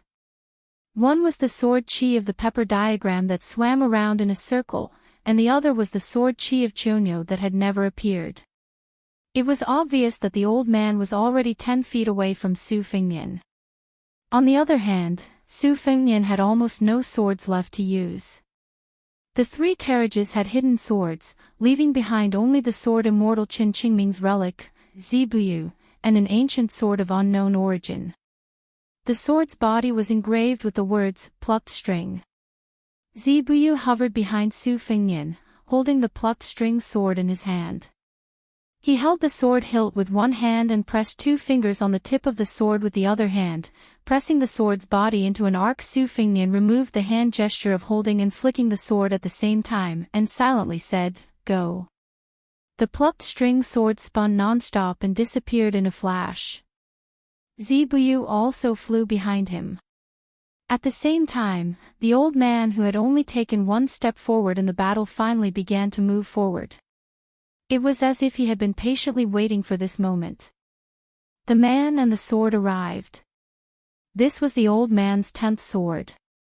If the 9 swords were a gift from God, the old man who had lived for almost 100 years had also practiced 1 sword. In an instant, the old man broke through the 10 feet distance of Su Fengnian's imminent skyline. The 9 treasured flying swords were all deflected by the old tomb lord's majestic sword qi. 2 fingers were pointed at Su Fengnian's forehead. But Su Fengnian's fist was also on the old man's chest. The old man said softly, "Very good." Su Fengnian slowly retracted his fist, somewhat puzzled. The old man said with relief, "At this point, you are still willing to exchange your life for his. Great-grandpa has lost." Su Fengnian didn't know what to do when he heard the strange name. The old man touched Su Fengnian's head with a kind expression and said, "Great-grandpa was worried about others standing here, so he had to come here himself to escort you. I know you won't recognize me as your elder, and the sword tomb has indeed wronged little Su. But nothing can be accomplished without rules. Every family has its own difficulties. Your great-grandpa had no choice but to be the bad guy back then." Su Fengnian's lips trembled, but he still didn't say the 3 words. The old man didn't care. He retracted his hand and took a few steps back. He carefully looked at his great-grandson and smiled. Every family has its own rules. If great-grandpa didn't do this, there would be no reason for me to give you a gift that has been owed for many years. The old man continued, "The Wu family once broke through 10,000 cavalry with 9 swords. Great-grandpa was able to practice the sword himself, but not as the head of the family. Now, not to mention 9 swords, even 19 swords and 29 swords can't break through the 10,000 cavalry of Beimang. Your great-grandpa has never liked Su Shao, his grandson-in-law. Who told him to be so weak in martial arts? Even now, I still feel that this bastard is not worthy of little Su." It seemed that the old man was talking to himself. Su Fengnian, the nominal great-grandson, was silent. The old man laughed heartily. "Great-grandpa is very happy to see you." The old man had probably seen enough of this extremely promising and appetizing great-grandson. When he passed by the young man, he patted the young man's shoulder and said, "Don't shoulder everything by yourself." The old man walked away with his back to the stubborn young man who still hadn't called him great-grandpa. One day, more than 100 people will leave the sword tomb of the Wu family and enter Beiliang on horseback with swords. Chapter 1134. After the battle, Lu Yunzhang reluctantly followed the three to pick up the broken limbs of the famous swords. The youth really couldn't understand why his immortal master was so fussy about daily necessities like a housewife when he already had such a wealth. Wang Xing wasn't as heartless as Lu Yunzhang, who had a sad expression when picking up the swords. Lu Yunzhang was a swordsman who looked down on swordsmanship, but she was different. She couldn't help but feel sad when she saw dozens of famous divine weapons being destroyed. When Lu Yunzhang threw the last broken sword into the carriage, he caught a glimpse of Wang Xing's absent-minded appearance. He teased that Wang Xing was like a girl, but a little too tall and big. Wang Xing angrily reached out and grabbed Goose Yellow at his waist. In an instant, a sword aura was formed, and it couldn't be underestimated. The bold Lu Yunzhang wasn't afraid at all. He grinned, revealing a mouthful of white teeth. His palm spun around the hilt of his frost-long saber. His eyes were blazing as he asked Wang Xing if they wanted to fight. Whoever won would be the first disciple of his immortal master. Wang Xing's face changed, but he didn't speak. For a moment, the young boy and girl were in a deadlock. The old spy couldn't stand such a childish infighting and wanted to punish each of them 50 times to let the two brats know the severity of the matter. But he didn't expect that the young lord not only didn't mediate, but also added fuel to the fire. He wanted them to make a vow to fight 3 years later. Afterwards, the old spy privately inquired about the reason. Su Fengnian laughed and said that he deliberately let the two children be each other's whetstones. Moreover, he wouldn't hide anything from either side. He would teach them the best swordsmanship and saber techniques in the world. He also wanted to see the outcome of this battle. When the carriage arrived at the border of Yuzhou, Lu Yunzhang heard a rush of galloping horse hooves that he had never heard before. It was a single sound, but it was abnormally heavy. The youth quickly let go of the reins and jumped onto the horse's back. He looked up and saw a scene that he would never forget for the rest of his life. Hundreds of elite cavalry were all white horses and white armor. They wore cold sabers and carried powerful crossbows. The movement of the horses' backs was exactly the same as the movement of the horses' hooves. No wonder they were galloping on the road. The horses of Beiliang and the cold sabers of the Su family were treasures that the other lords of Liyang coveted. Lu Yunzhang couldn't be compared to the ignorant Wang Xing. The martial emperor's city was filled with crooks and honest people. The curious Lu Yunzhang had a rough understanding of the affairs of the Jianghu and the imperial court. Along the way to the west, the youth roughly guessed the identity of the immortal young master. However, as a Jianghu youth who lived in the streets of the Eastern Sea, he didn't know the scenery of the northwest frontier fortress. He also couldn't imagine the magnificence of the cavalry of the Northwest Su family. Now that he saw it with his own eyes, the youth had the most intuitive impression. He felt that if he was given a few thousand cavalrymen, no matter how many experts there were in the martial emperor's city, he would be able to crush them a few times. For a moment, the youth was a little dazed. He felt that if he were to practice his saber behind closed doors, it would be better to go to the border and practice a saber that could kill people. Half of the 800 white horse cavalrymen arrived. When they saw Prince Liang, they dismounted and knelt down. Su Fengnian casually glanced around. Most of them were new faces. This wasn't strange. Back then, most of the cavalrymen were his trusted aides and had infiltrated into the various armies. Especially those who had followed him to the Iron Gate Pass to assassinate Prince Zhao Kai. Most of them had high official positions. Although their official ranks weren't high, they had some real power in their hands. Some of the young people who had shown outstanding performance on the battlefield, such as the ruthless Hong Xuan, were like carps jumping over the Dragon's Gate. They had a bright future ahead of them. Su Fengnian raised his arm, indicating for the White Horse cavalrymen to get on their horses and continue on their journey. Su Fengnian didn't go straight to the prince's residence in Liangzhou. Midway, he turned south to Lingzhou. He only brought Wang Xing and Lu Yunzhang with him. The old spy followed the White Horse cavalrymen into Liangzhou first. Then, they went to Chu Lushan's Fu Shui room for the roll call. Su Fengnian was going to see the Tangerine provincial governor, Su Beiji, whom he had kidnapped from Beimang. The Northwest's solar terms were connected by spring and autumn. Thus, it was known as the long winter without summer. It wasn't that there wasn't a hot summer season. When it should be hot, it was often much hotter than other places. The ground was high and the sky was close, and there was nowhere to hide. Naturally, the sun was fierce. However, it was close to the beginning of autumn, and there was no sign of a cool breeze. This made Lu Yunzhang, who was not acclimatized to the climate, feel a little sick.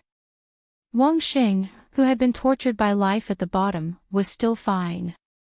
He practiced his sword diligently as usual. Guangnam County, which they passed through on their way south, was where Beiliang's granary was located. The reed stream was continuous, and the water was fertile. It was not only the throat of the fortress, but also the waist of the Liangxi corridor. At this time, the middle rice and corn were beginning to be filled with milk and ripened, while the late rice was beginning to grow. The cotton was cracking and spitting out cotton. It was a unique style of Jiangnan beyond the Great Wall. The two children clicked their tongues in wonder. Along the way south, the two children were always more eye-catching than Su Fengnian. One carried a white scabbard broadsword, the other carried a case on his back, and there were 7 or 8 swords tied to his body. They didn't look like young wanderers at all. Instead, they looked like inferior swordsmen.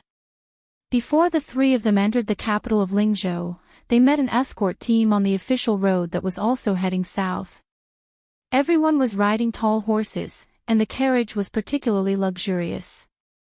It had a banner with the word Lu embroidered on it, and there was a black and gold fish dragon.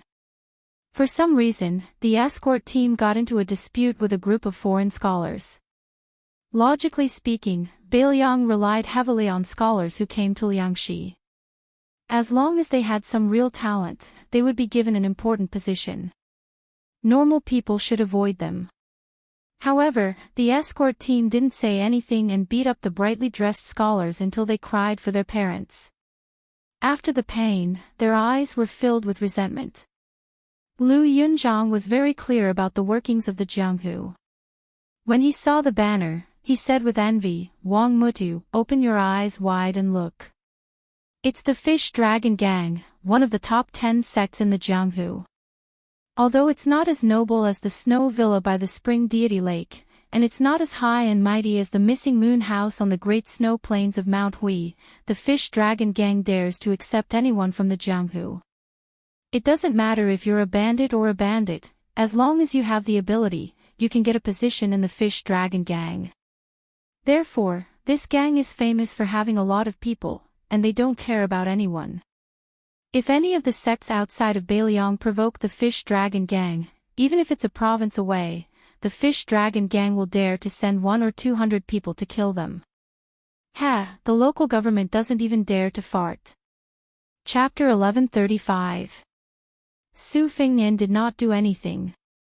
Later on, he met Provincial Governor Su Beiji at an old location called the Jiahe Granary outside of Lingzhou City. This granary was once the largest granary in the ancient world. Its scale did not lose out to the two imperial granaries in Great Peace City and Guangling Road. The north was Jingyu and the south was Ganlu. The two were known in the world. However, the Jiahe granary had not been used for many dynasties and was completely abandoned. It only had a large frame. When the administrator Li Gongda was the provincial governor of Lingzhou, he had thought about repairing the granary. Unfortunately, no one responded. It was difficult to do it alone, so he could only give up. First, repairing the Jiahe granary required a large amount of silver.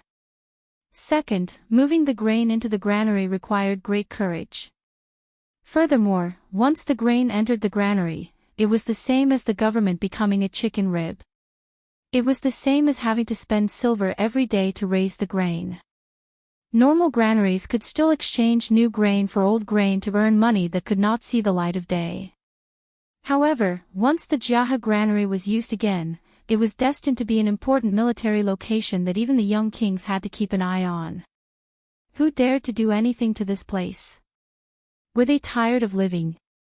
The newly appointed provincial governor Su Beiji acted alone under these circumstances. He did not hesitate to overdraft the Lingzhou tax and decided to renovate the Jiahe granary. In the eyes of the sly officials, the provincial governor was doing it once and for all, but in the dark, he was biting off more than he could chew. The old foxes in the Lingzhou officialdom did not dare to do nothing in the open, but they secretly set up many obstacles. If the Jiahe granary was really messed up by that rash young man, it would cut off countless people's income. A Jiahe granary could not only take in the entire Lingzhou tax to pay for the salaries of officials and the local military, it could also reduce the price of grain to prepare for famine relief. This allowed the tyrannical private granaries of the people to use natural disasters and man-made to obtain huge profits. From the top to the bottom, from the ranking officials to the odd job workers, they all tacitly worked but did not put in effort. Furthermore, there were often disputes that hindered the progress of the project. Sir Su, who was mocked as the provincial governor of Grain Province, did not fly into a rage over this and did not punish the chicken to warn the monkey. He only borrowed 2,000 armored soldiers from the general of Lingzhou and then asked for 3,000 strong corvée laborers from Huangnam County and Longqing County that he could control. He almost completely ignored the orthodox officialdom in Lingzhou. At the same time, he sent Song Yan to clean up the official granaries in Lingzhou. Once he found that there were illegal actions, he would not make a big fuss. At most, he would remove the official hat and replace it with a foreign scholar with a clean background. Most likely, the Lingzhou officialdom did not suffer unbearable turmoil. However, a small group of insightful people finally realized this and began to frequently go to the much quieter official residence in Lingzhou. The Jiahe granary was heavily guarded. Su Fengnian also did not reveal his identity. He only asked a young military officer to help him pass on a message, saying that the prefect of Bishan County of Yinji County in Yuzhou was an old acquaintance of the provincial governor. Su Beiji, who had been sleeping and eating in the open at the old site of the Jiahe granary, quickly rushed over. He was even more travel-worn than Su Fengnian. The youngest provincial governor in Beiliang history looked exhausted, but he seemed to be in good spirits. After seeing Su Fengnian, he was not surprised and silently walked side by side. This gave the military officer a fright. The construction of the Jiahe granary was in full swing. Su Beiji was seen as the prodigal son of Lingzhou. He raised his sleeve to wipe his dusty face and said as he walked, the Jiahe granary was the second granary of the Qin dynasty 800 years ago. It was only slightly inferior to Luo Yang's granary. It was called a granary, but in reality, it was no different from a city with both offensive and defensive capabilities. The granary city was 1.5 li from east to west and 2 li from north to south. There were more than 300 granaries and no less than 50 granaries. However, this was not all. When it was renovated, one could clearly see the ancient words carved on the bricks describing the source of the grain, the time it was stored in the granary, and the name of the official who was conferred the granary. Every era of the Qin dynasty had declined, and all of this could be traced. I originally thought that worshipping the past was a bad habit, but after coming to the Jiahe granary, I realized that there were some things that the ancients did better. Su Fengnian smiled and said, the wisdom of the people has gradually developed, and there are both good and bad. Otherwise, the ancestors of Taoism would not have brought up the saying that the saints had abandoned wisdom and that the morals of the world were declining with each passing day. It will be mentioned more and more in the future. There are already very few scholars in Beiliang, but they are still very clever in the officialdom. If you were in Jiangnan where the rich and powerful families intertwined with each other, you would truly not be able to display your talents. Here, after all, there is still the suppression of military officials, and the time for civil officials to raise their heads is, after all, short. Su Beiji sighed and said in a deep voice, as long as the Jiahe granary is completed, with this year's harvest in the 3 provinces as a source of grain, it will be enough to support the war on the border for 2 years. However, the prerequisite is that the various provinces and counties do not embezzle from one another, and the people withdraw their claws and do not get involved. Otherwise, not to mention 2 years, even half a year is an extravagant hope. Time does not wait for me. Actually, if we can plan slowly, I can even have the local grain merchants go to other provinces to buy grain at a high price to fill the cold. This bit of silver is nothing. Once the war starts, not to mention gold and silver, even land will not be as valuable as ready-made grain. However, 20 years of peace within Beiliang has become their confidence for being short-sighted. It is really laughable. Those who brought their children and grandchildren out of the country have even spread the word that even if the grain in the granary rots to the ground, they will not sell a single grain of good rice to the Jiahe granary at a high price. This reminds me of what Grandpa said about the disputes between neighbors. If you only have 1 cent of silver and your neighbor gets 3 cents of silver, then you would rather everyone not earn a single cent than let the other family get 2 cents more. No matter how angry he was, Su Beiji's tone was always calm and indifferent. Su Fengnian stopped in front of a granary with gray tiles. He said with a slight smile, Lingzhou is so excited to discuss you, just let them be. However, I can guarantee you that the autumn grain from Liang and Yu provinces will definitely be stuffed into the Jiahe granary. At that time, those fellows who escaped when I was Lingzhou's general will settle the score with you. Anyway, from today onwards, the so-called priceless antiques will follow them out of Beiliang. Take as much as you can, but don't even think about taking 1 tael of silver or gold or 1 caddy of white rice out. Su Beiji said with a cold smile without holding back, wishful thinking, do you think you can do it? If the water is too clear, there will be no fish. Which of those generals and commandants guarding the border is not related? Su Fengnian said helplessly, it's better than not doing anything, right? Su Beiji's expression relaxed a little and he nodded. When the vassal king beside him swaggered out of Lingzhou, he did not really touch the bottom line of Lingzhou's officialdom. With the Lingzhou general and his royal highness protecting him, no one really dared to fall out with him. However, when Su Beiji personally took charge of Lingzhou, where dragons and snakes were mixed together, it was hard to avoid touching the bottom line of the local officials and families. Furthermore, Su Beiji was not like Li Gongda, an old man in Beiliang who suddenly became a noble. Even with Song Yan and the 4 Wang families helping him out and the Lingzhou general helping him, the officialdom had always been complicated and hard to predict. Laws, relationships, clan rules, and all kinds of rules were mixed within. They all had conflicts and were a mess. The so-called cutting the Gordian knot with a knife could only succeed for a while and would leave behind a long-lasting disaster. Su Beiji was in the middle of it. As long as he did something, he would naturally make enemies on all sides. Qin Shiliang, who had taken care of the salt policy and the transport of grain, was an example. It was not that Qin Shiliang did not have good medicine at that time, but so what if he had a strategy? Didn't he still hit a wall everywhere? Su Beiji sneered in his heart. He had a soft personality and could be bullied by everyone. How could he stand on his own in Beiliang where the people were strong? In Liuzhou, the fourth province of the land of refugees, even if Qin Shiliang successfully defended the city and did not let nearly 10,000 horse gang break through, he was still criticized for being indecisive and soft-hearted. In the future, even if he had the chance to take charge of a territory, he would not be able to make any achievements in local politics. Su Fengnian suddenly asked, the fish dragon gang frequently engaged in border trade. Did they break any rules? Su Beiji said, there are spies keeping an eye on them. Since no spies reported to the provincial governor's office, they probably did not break any rules. After pausing for a moment, Su Beiji frowned and asked, did they break any rules? Su Fengnian shook his head and said, I don't think so.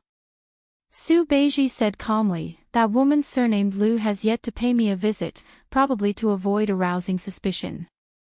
However, a woman like her, who is not magnanimous, is destined to be the leader of a second-rate gang in a prefecture. She is destined to be the leader of one of the top gangs in Jianghu. Su Fengnian smiled and said, it's not her fault. It's been hard on her. She should have been an ordinary Jianghu heroine. Su Beiji suddenly said, since you came back alive, why don't you hurry back to Mount Qingliang? I've already prepared some thorns for you. Su Fengnian said bitterly, it's useless to bring us thorns and ask for punishment from second sister. Su Beiji's face was filled with undisguised schadenfreude. Then, Su Beiji ordered a large portion of food for the king of Beiliang who had yet to eat. The Jiahe granary had always treated everyone equally, with pickled vegetables and steamed buns. Su Beiji and Su Fengnian both squatted down to eat. Lu Yunchang very heroically sat cross-legged with his blade across his chest. He also asked for a jug of the famous green ant wine from Beiliang. In the end, he choked on it until his face turned red. Wang Xing carried his case and tied his sword. He could not squat down, so he could only stand. Su Beiji smiled and asked, are they all your disciples? Su Fengnian grunted in acknowledgement. Lu Yunchang smiled mischievously and said, this is Lingzhou's lord official. My name is Lu Yunchang, and I am from the Eastern Sea's martial emperor city. I am master's eldest disciple. I hope lord official can take care of me in the future. Su Beiji heard the youth's cultured words and dismissed it with a smile. Wang Xing snorted coldly. Su Fengnian smiled and said, they can be considered as my second and third disciples. My eldest disciple is a shepherd boy, but he is still by Su Yanbing's side. Lu Yunchang stared and said, what? Wang Xing is not even the eldest disciple? Immortal master, then why would I fight with Wang Xing 3 years later? Even if we fight, we will only be second. It's meaningless. Su Fengnian said indifferently, drink your wine. The youth drank his wine obediently, showing respect for his master. Su Beiji asked softly, what did Guangling Road say? Su Fengnian said calmly, it will be in the next few days. Su Beiji sighed and said, when the smoke signal rises, does this mean that someone in the Liang dynasty's imperial court is welcoming the last ray of light? Su Fengnian grunted expressionlessly, if the old doesn't go, the new won't come. Chapter 1136. In Longqing County, Zhong Hongguo, a general of Huaihua City who had retired to his hometown, died. In the end, a nameless fish dragon gang appeared out of nowhere. Not only did the fish dragon gang take over most of the waterway business in Longqing County, they even relied on smuggling at the border. It was said that they could make money from both sides of the upper echelons of Lingzhou and Yuzhou. The new top 10 sects in Jianghu were full of vigor and were not as lethargic as before. Undoubtedly, Mount Huishanzi was the biggest winner. Not only did they make their moonless house in the Great Snow Plateau enter the top 3, surpassing the declining Longhu sect and the thriving Wudang sect, they stood shoulder to shoulder with the Wu family's sword tomb and Lantua Mountain. They also brought the spring god Lake's Snow Mountain Villa to the sky. Later on, there was the Dragon Palace that was ridiculed as Mr. Nalan's maid in Nanjiang, the new sect in the north, and the Spring Invitation Cottage led by the beauty Xia in the West Shu Bamboo Sea. The fish dragon gang of northern Liang's Lingzhou, which ranked at the bottom, was the most unexpected upstart. They did not have a top-level 1 master as their stabilizing force, nor did they have a deep foundation to show off. However, after a few fights with hundreds of talents and the gang, they had annexed a few gangs from other provinces. There were no longer people who mocked and ridiculed them all day long. The young female gang leader's reputation continued to rise. However, for some reason, she rarely showed herself. Most of the time, she was in charge of the affairs of the foreign guests who were suspected of occupying the gang's territory. In the past, Jianghu was full of men and not enough of women. The so-called heroines and fairies were just decorations that could not cause much trouble. However, it was different now.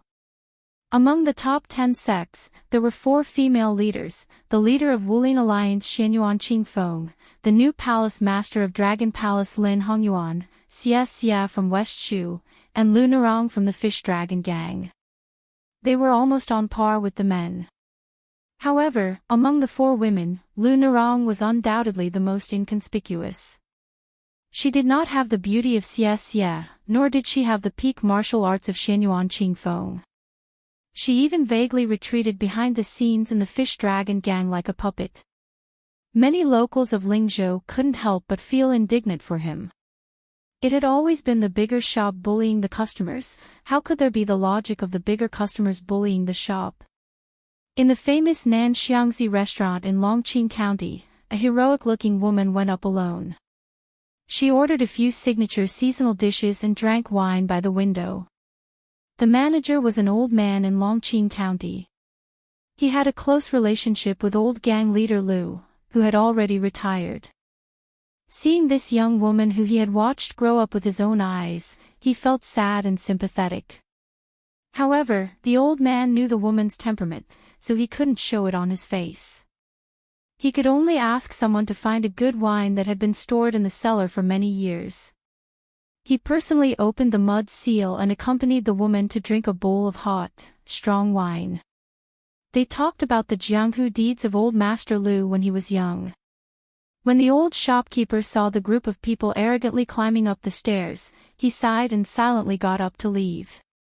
Every family had its own difficulties, not to mention that the Fish Dragon Gang today was not something that an old wine cellar like him could meddle in. The woman looked up and saw that the 3 people were the guests who had joined the Fish Dragon Gang in 2 batches.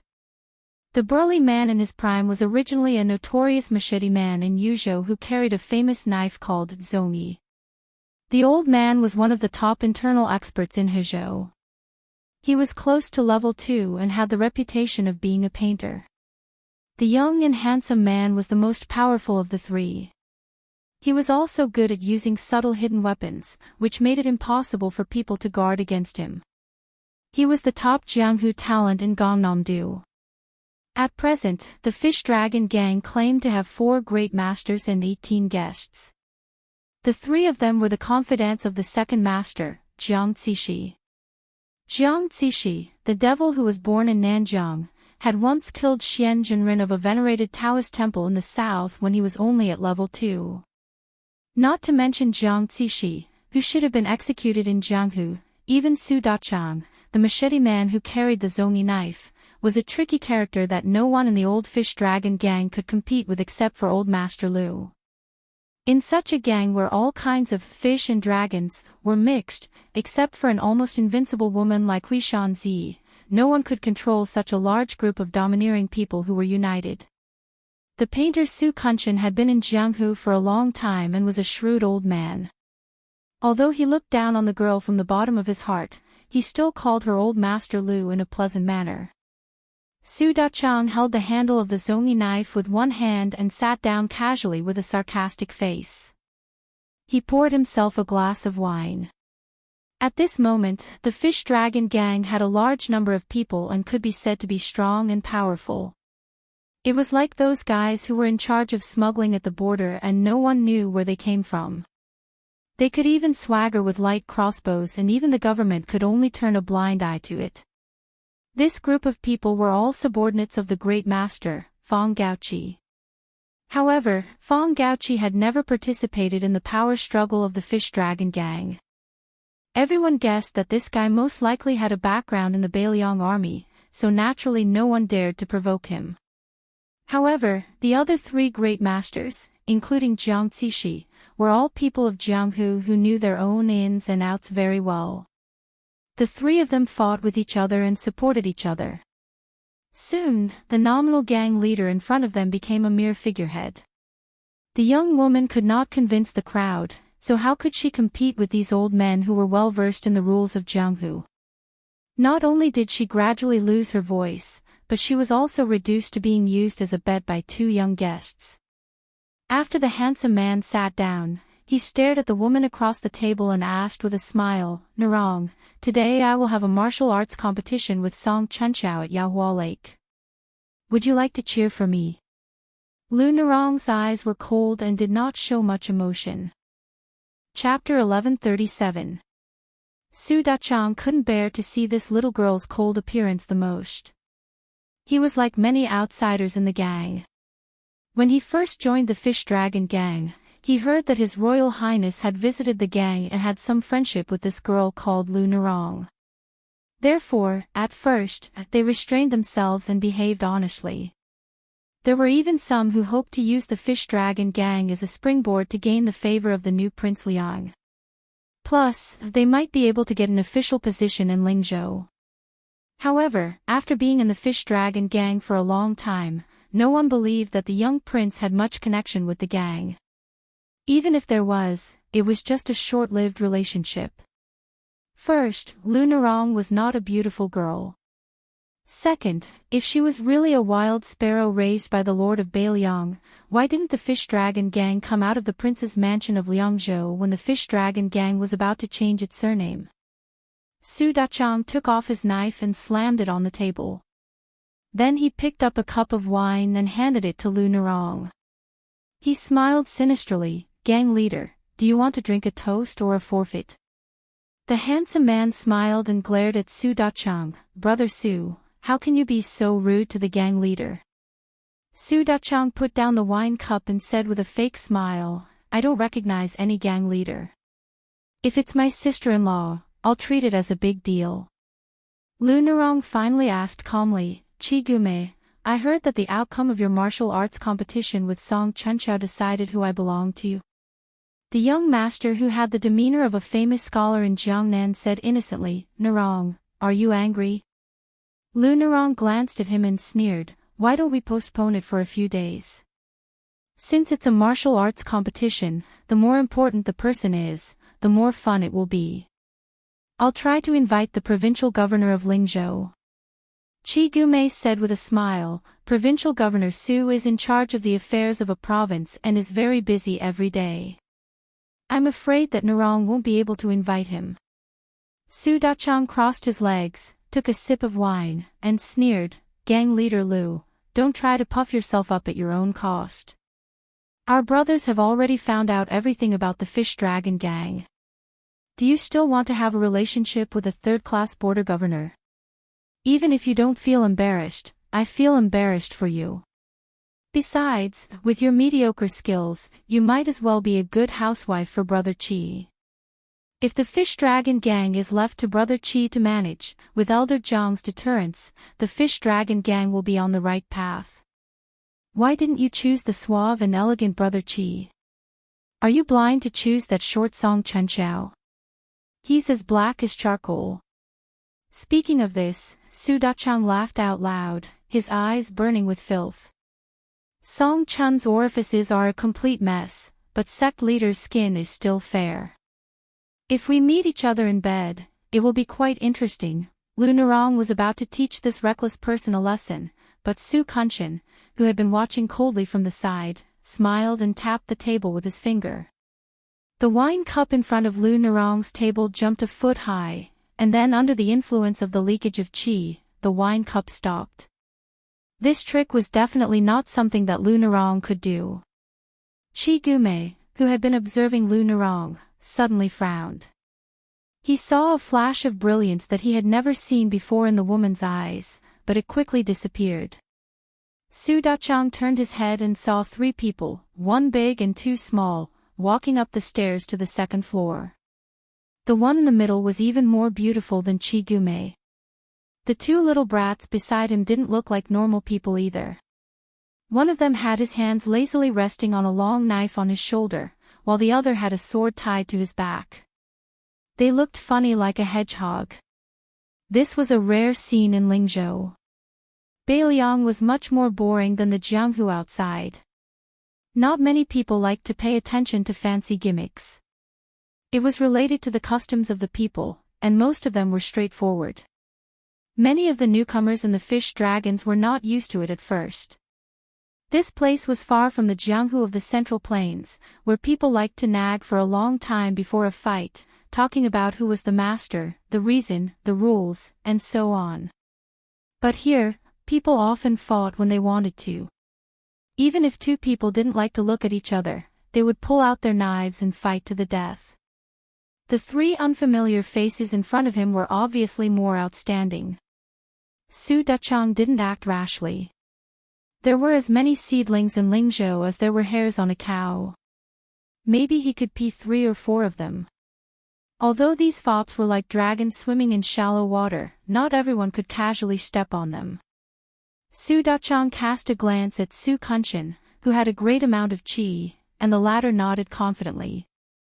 The old man must have recognized that the 3 strangers' qi activity was ordinary, and they were not elites who could cause them to fail miserably.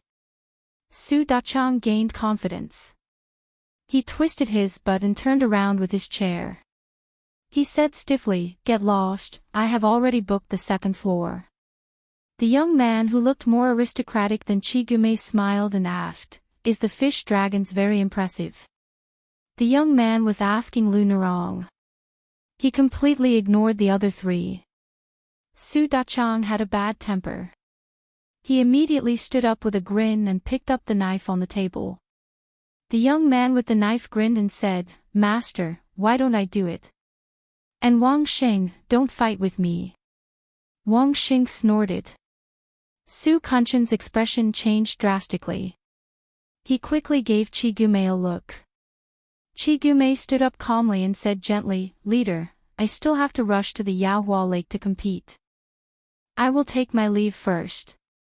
Lu Nerong was expressionless.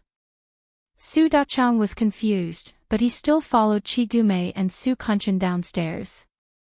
On the stairs, the 3 of them could clearly hear the young man with the knife and the young man with the sword tied to his waist complaining. "Blockhead Wang, sword energy is used to kill people, not to scare people. Didn't you alert the enemy?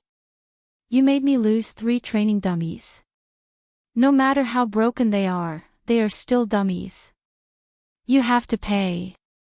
Master, you can be the judge." Su Fengnian ignored Lu Yunzhang. He looked through the window and saw the 3 people walking out of the building. Chigume happened to look up. This young master didn't forget to smile gracefully. Su Fengnian ignored him. He sat at Lu Nerong's table and said softly, "Let's not talk about asking Su Beiji for help. You could have at least talked to Fong Gaoqi of the Whispering Room. It wouldn't have ended up like this." Lu Nerong didn't say anything.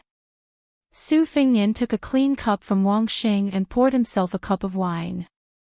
Lu Nerong suddenly smiled, because for some reason, she remembered the scene of this fellow squatting by the well and haggling with the water ruffian back in Yanhui Pass. Chapter 1138. Lu Yunzhang was greatly disappointed with this trip to Longqing County. His immortal master had only freeloaded some wine with that woman and chatted about some trivial matters. There was not even the slightest bit of romance, let alone slaughter the shrimp soldiers and crab generals of the fish dragon gang. Before leaving, Lu Yunzhang had been rambling, saying that the female master of the 10th largest gang in the world had average looks and cultivation. In short, he was fighting for justice for his immortal master. The implication was that if it were him, he would not waste his energy on such a woman. Su Fengnian, who had never been willing to talk nonsense with Lu Yunzhang, spoke his mind for the first time. He said that he was not looking for a wife. It did not matter whether Lu Nerong was beautiful or not. As for Lu Nerong's martial arts aptitude, it did not affect whether she was a heroine in his heart. When Lu Yunzhang heard this, his eyes widened. Was Lu Nerong worthy of being a heroine? Su Fengnian rewarded the youth with a 4-word evaluation. It was like playing the lute to a cow. After that, the three of them rushed to Liangzhou. Along the way, Su Fengnian successively taught Wang Xing the rough embryonic form of over 10 sword moves. There were old Huang's 9 sword moves, the old man's 2 sword moves, and Wen Hua's 1 sword move. He allowed her to not ask for a deep understanding and only understood his intentions. He did not deliberately favor Wang Xing. The moves he taught Lu Yunzhang were all top-notch. He did not even hide Gu Jintang's thundercore. This pair of youths could endure hardships and work hard. They secretly competed with each other, afraid of falling behind each other. When they practiced martial arts, they were obsessed with it. However, it was obvious that Lu Yunzhang's speed of cultivation was much faster than Wang Xing's.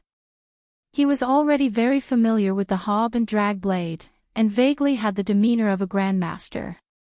Occasionally, when he listened to Su Fengnian explain the profoundness of sword moves to Wang Xing, he would be able to comprehend by analogy.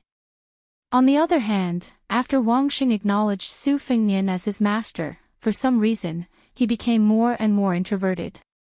He was silent and was no longer as naive and unaffected as before. Perhaps it was because of Lu Yunzhang's talent in martial arts that the girl felt a lot of speechless pressure. Su Fengnian was well aware of this, but he did not try to ease the heavy pressure in her heart because of this. As they neared Liangzhou, Su Fengnian rarely took the courier roads. He only chose the paths with few people and had Wang Xing and Lu Yunzhang take turns to fight. He wanted them to do their best to press forward with their weapons. Compared to the two, Lu Yunzhang was naturally more imposing. With the great frost blade in hand, he dared to fight with his life on the line. He would not even acknowledge the Heavenly King. When facing his immortal master, he would never hold back and would always charge forward in a spurt of energy. Wang Xing, on the other hand, was much inferior. Every time he unsheathed Goose Yellow, even if his moves were 60 to 70% similar, his spirit was only 20 to 30%. This was exactly the opposite of Su Fengnian's expectations for her. Over time, Wang Xing also realized the crux of the problem. His originally dark and rough face became more and more stiff. Every time he looked at Su Fengnian's calm expression, he wanted to say something but hesitated. He felt guilty and uneasy. After crossing the Yellow Flower Pass, they would arrive at Liangzhou a dozen miles away. Currently, there were 14 military officers stationed in Beiliang's Taoist realm to guard the 14 passes. From the point to the line, it was proposed by Ancestor Gu, the originator of the situation theory. There was a flintlock for 5 miles, a block for 10 miles, a fort for 30 miles, and a city for 100 miles. In the past, Beiliang did not have flintlock forts. On the contrary, they were not shabby in number. However, most of them were disorderly. Once the real war broke out, they might not be able to quickly respond to each other. Now, the number was slightly reduced, but the situation in Beiliang suddenly became clear. The Yellow Flower Pass was one of the 14 passes. It was led by a senior military officer named Li Maozhen, who was an experienced military officer. Li Maozhen was old and wise and was deeply trusted by the old King Liang. Otherwise, Su Xiao would not have let him guard the east gate of Liangzhou. The Huaiyuan gate of this pass was the favorite of frontier poets of the past generations. This gate symbolized that the imperial court was conciliatory and far-sighted. The dark green city walls that extended out from the two sides of the pass were like a dragon traversing the desert. The dragon's head extended to the north and connected to the red shooting wild goose mountain. At the top of the mountain was the Yin locking flintlock, which was known as the #1 flintlock in the world. In the past, the Yellow Flower Pass did not exclude people from fairs. Especially on the 1st and 15th of every month, people would come and go. It was unusually prosperous. However, after becoming one of the 14 passes, the Yellow Flower Pass became much more deserted. The trade caravans that passed through the northwest region of the dynasty had to take a detour. There were complaints everywhere. So much so that the weak military officer Li Maozhen sent a memorial to the Qingliang mountain, requesting to reopen the city gate and military camp. The 3,000 elite soldiers would not need to be paid by Liangzhou and could even be used to support the border army. At that time, Su Fengnian was not in the palace. The Red Hanlin Academy in Wutong'an argued about this. In the end, Lu Qingyan, who replaced the Green Ants to enter Wutong'an, made the final decision and rejected the old military officer Li Maozhen's memorial. It was said that the old military officer Li Maozhen almost resigned and retired. He openly scolded the old military officer Wutong'an for not knowing the cost of living. He even said that they would empty out the palace sooner or later. The old military officer Li Maozhen didn't even let the young feudal lord off. 6 or 7 elite light cavalry galloped out of the Yellow Flower Pass gate, escorting a white-haired old man in casual clothes. The old man stopped his horse at a military camp outside the city and squatted on the ground, sighing. Although Beiliang Road imitated the court's Ministry of Works and established a military camp division to be in charge of all military camps and fields, the old man, who was familiar with the rules of officialdom, thought that this was just a helpless move by the new Prince Liang to settle down foreign scholars. The essence of a military camp was the 2 words, land reclamation. Once it was handed over to outsiders, it would only become a tool to make money. However, the old man was an official of Beiliang. How could he really go and wrestle with the Beiliang palace? Fortunately, the young scholar in the military camp division with the official title of minister-counselor had not stretched his hands too far. Although he was not familiar with military affairs, his subordinates could be considered competent and dedicated. The new residents who had migrated from Beiliang Road's 4th prefecture, Liuzhou, were also well-behaved and peaceful. Only then did the old man pinch his nose and admit it. Otherwise, he really would have taken the bold action of driving them out of the country with troops. Not long after the old man arrived at the military camp, a few young civil officials rushed over upon hearing the news. Among them, the young man in the lead had an 8th-level embroidered official patch. The 2 behind him were 9th-level quails. Their ranks were not high, but they held real power. The 8th-level official was one of the 6 minister-counselors of Beiliang Road's military camp division. His name was Lu Gongren. The other 5 were all at the border. He was the only one in charge of the military camp matters in Liang and Yu prefectures. It was said that this was because the military camp division was wary of Li Maozhen, who was in the bag. Lu Gongren was implicated and had no choice but to remain within the borders. After Lu Gongren arrived here, other than surveying the fields, he had also paid a visit to the Yuji general's residence several times.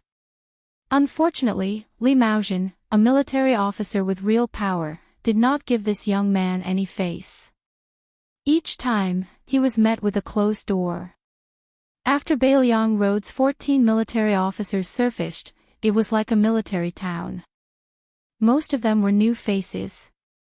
At this time, the arrogant old man who was squatting by the field with his but facing Lu Gongren was the backbone of Yellow Flower Pass, the weak military officer Li Maozhen. The old man did not pay attention to Lu Gongren's courteous words. He snorted coldly and did not even raise his head. He sneered, "Sir Lu, you really have the leisure to come here and worm your way into being friends with me.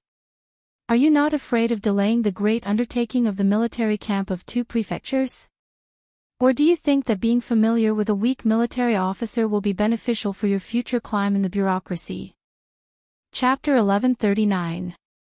When the 2 8th-rank counselor and assistant officials, who were as young as the main official, heard this, they were filled with righteous indignation. They were about to speak when Lu Gongren, whose mouth and tongue were parched, waved his hand. He took a few steps forward and was about to walk to the old man's side when a strong retainer blocked his path with a knife.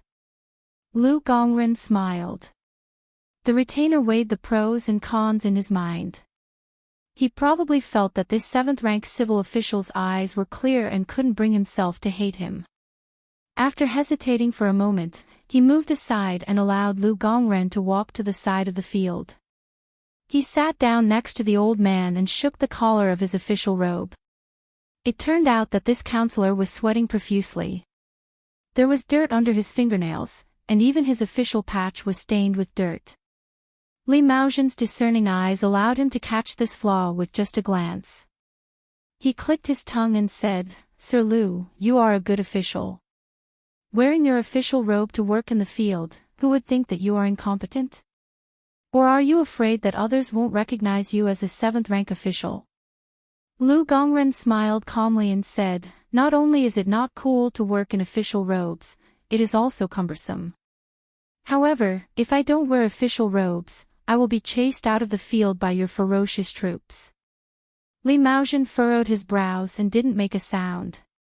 At this moment, the retainers who had followed Li Maozhen out of the city were somewhat wary. 3 strange people slowly walked over from the side of the field. When the 2 sides were about 10 meters apart, the empty-handed young man smiled and asked, "Are you Li Maozhen?" Li Maozhen, who had been called directly by his name, turned his head and looked at the somewhat familiar face. His heart was in turmoil, but he wasn't sure.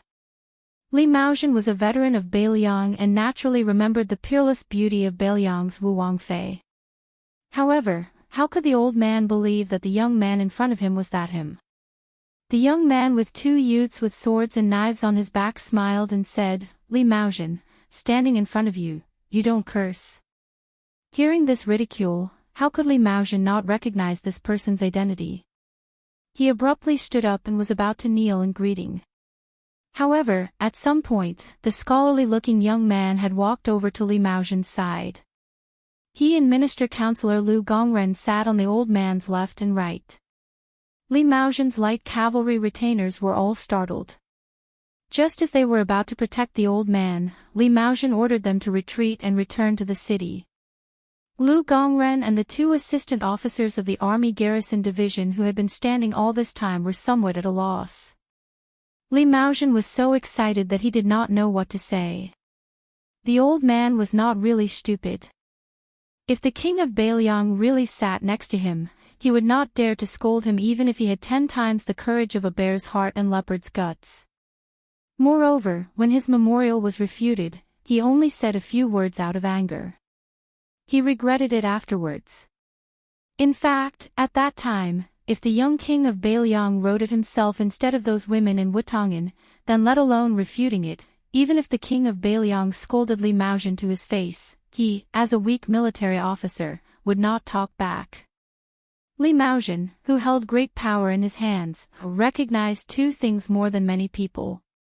One was Beiliang, and the other was the Su family. It did not matter if you were a kitten, a dog, or the head of the Su family after great General Su Shao. As long as you sat in the position of the Lord of Beiliang, Li Maozhen would serve you to the death. The person who came was naturally Su Fingnian. He leaned around Li Maozhen and looked at the 8th-rank official Lu Gongren. He smiled and said, "You should be the Minister Counselor Lu who once studied at Shangyin Academy. You can continue talking. I'll just listen." Lu Gongren mistakenly thought that this was a local snake that even old General Li was afraid of and that he was the son of a general with a strong background in Liangzhou. However, since he was here, he might as well take the opportunity to explain to the old military officer why Beiliang wanted to draw legs on a snake and set up the military field department. However, before the young civil official could speak, Li Maozhen turned his head and glared at him fiercely. "The king is sitting next to you and is personally supporting you. What nonsense are you talking to this old man about? In the future, I will strictly control those subordinates who deliberately make things difficult for the military field department. If you, as the minister counselor, have any difficulties, you can directly enter the UG General's mansion in the pass." Lu Gongren and the two young officials behind him were stunned. Su Fengnian raised his head and waved his hand. He smiled and said, "Sit down and talk." They sat side by side on the side of the field. Other than Li Maozhen, who was able to maintain a calm expression on his face, the others, including Lu Gongren, were all restless and had an uncontrollable excitement in their chests. In the cultivation of the government, one rank followed another, and the threshold followed the threshold. There was almost no end to it. For the 6 ministers who were the pillars of the imperial court, not to mention the officials from other places, even the officials from the capital who could participate in the court assembly might not be able to get in front of these important figures in their entire lives, much less speak a few words with them. However, other than the Grand Secretary Zhang Julu and Gu Jiantang, the vassal kings who had divided the territory were undoubtedly rarer than these pillars of the dynasty. These scholars who had gone to Liang had long heard of the various deeds of the new Liang prince. He was different from the notorious reputation of the past. The rumors that were becoming more and more intense were mostly the heroic deeds of the young vassal kings. However, even if Su Fengnian was an embroidered pillow that could not be supported, as long as he was the master of Beiliang, then he was destined to have a large group of famous heroes on the battlefield, such as Chu Lushan, Yuan Zuozong, and Yan Wenluan, standing behind him. Su Fengnian saw that they were not willing to speak, so he could only smile and ask, "Official Lu, how many roads have you traveled since you became the minister-counselor?" Lu Gongren said respectfully, "I have been the minister-counselor of the army division for more than 2 months. I don't know how many roads I have traveled, but I have already changed 4 pairs of boots." Li Maozhen said softly, "Lu Gongren, this 8th-level official, is not quite the same as the previous pests in Beiliang. I have investigated his background. Since he took office, he has not bought a private residence or kept a servant. However, I can't rule out the possibility that he is not familiar with the network of officialdom and did not dare to enter the water too early and ruin his future." Lu Gongren did not know whether to laugh or cry. He said in a muffled voice, "Old General Li, are you saying good or bad things?" Su Fengnian said, with Li Maozhen's bad temper, "Generally speaking, if he did not directly say bad things about you, then it is considered good things." Li Maozhen smiled softly and nodded. His expression was somewhat self-satisfied. Su Fengnian suddenly addressed him as Old General Li and asked, "Lu Gongren and the other scholars who have just taken up their posts, are they satisfactory?" Li Maozhen grunted and said, "At the very least, within 3 or 4 years, they can be considered honest officials. As for whether they can be called capable officials, compared to those who squatted in the latrine pit and did not shit, they are certainly much better." Su Fengnian said to himself, "This is enough." Li Maozhen suddenly asked carefully, "Your Highness, why don't we switch places? I do not dare to sit in the middle of the main seat. I feel that Your Highness is trying to use peaceful means before resorting to force. Are you going to remove my official hat?" Su Fengnian joked. Su Shao said before that you, Li Maozhen, are addicted to being an official, which is why he made an exception and asked the Liang Imperial Court for you to be a 4-man guerrilla general. Now it seems that this is indeed the case. Li Maozhen laughed out loud and said, "If I am not an official, how can I lead troops into battle? I know my own weight, otherwise I would have asked Your Highness for the position of Grand Commander." Su Fengnian said softly, "There will be a lot of fighting coming up." Li Maozhen was stunned for a moment before he smiled knowingly. According to our old rules, every time there is a big battle, the Su family cavalry must set up 2 temporary vanguard battalions. Why don't you count Li Maozhen in? In any case, the Grand General has promised me that the title of Guerrilla General can be inherited.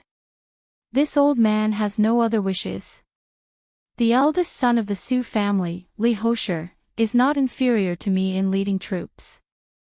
Leaving Yellow Flower Pass to him, Your Highness can be at ease." Su Fengnian smiled and said, "Su Shao is already dying of old age in his bed. You, Li Maozhen, have 4 generations under the same roof. What are you going to do at the border?"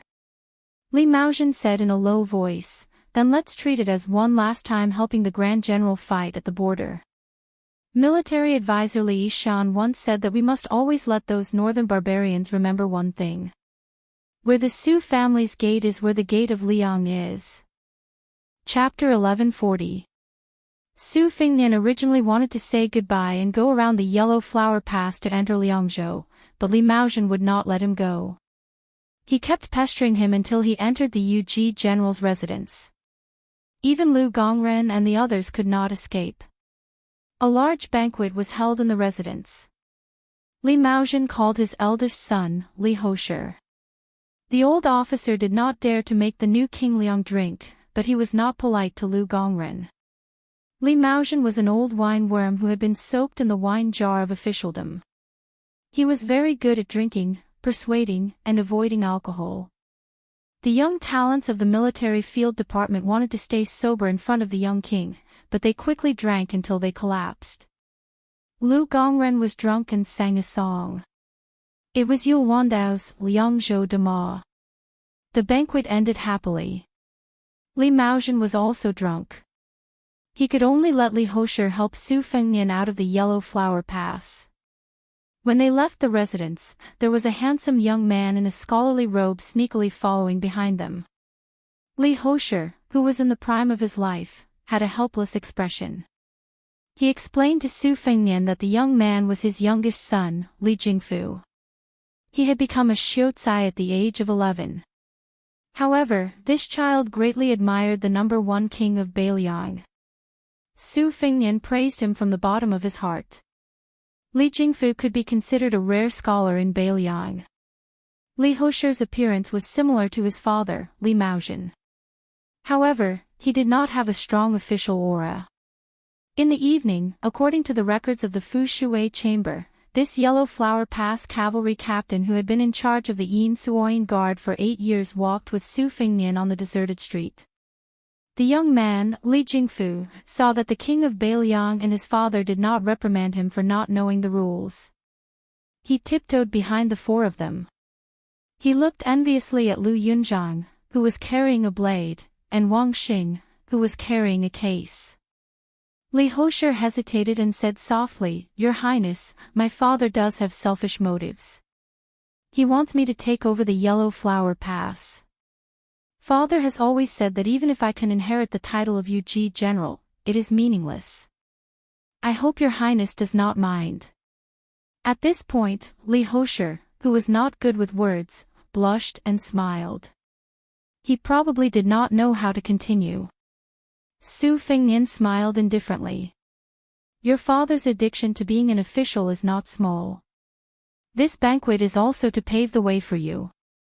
It's good that you leave an impression in the prince's mansion of Mount Qingliang. In the future, it will be easier for you to be promoted. However, you still underestimate your father too much. Before your father entered the city, he made a bet with me.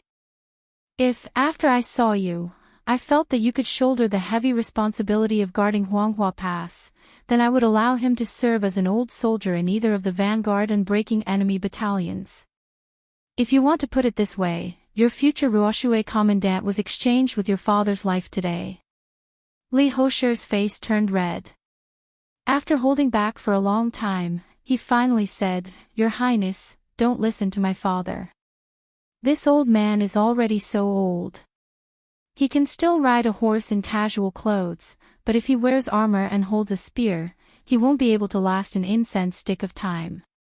Su Fengnian nodded his head. Li Hosher continued. "Your Highness, our Li family's bloodline is still flourishing. I still have 2 younger brothers who are in the military. The family business of Huanghua Pass is not lacking in successors. My father's wish should be fulfilled by me, the eldest son of the first wife." Su Fengnian didn't comment. He turned his head and saw Lu Yunzhang hugging the Confucian-robed youth's shoulder and whispering to him. It was most likely Lu Yunzhang, that sly little rascal, showing off his shrewdness in worldly affairs. Li Jingfu waited for the vassal king to turn his head. He lowered his body and broke free from Lu Yunzhang's arm. He mustered his courage and took a few steps forward. Just as he was about to speak, he was glared at by Li Hosher. "Don't push your luck. Go back and read your book." The youth's voice trembled slightly as he said in a clear voice, "I am a scholar. Instead of writing my name down in history, it's better to hang my head at the gate of the country." As soon as these words came out, the already deserted street became even more silent. Li Hosher was a rough man who was used to using a bow and spear, but rarely used a pen. Wang Xing and Lu Yunzhang were even worse. They only felt that this person of the same age spoke in a scholarly manner. Su Fingnian raised his hand and motioned Li Hosher not to make a sound. He said with a smile, "Kid, you are still young, but your tone is not small. I have seen Huang Longsher, Chao Chongqing, and Xianyuan Jingqing. These three people are the Confucian sages among the land immortals."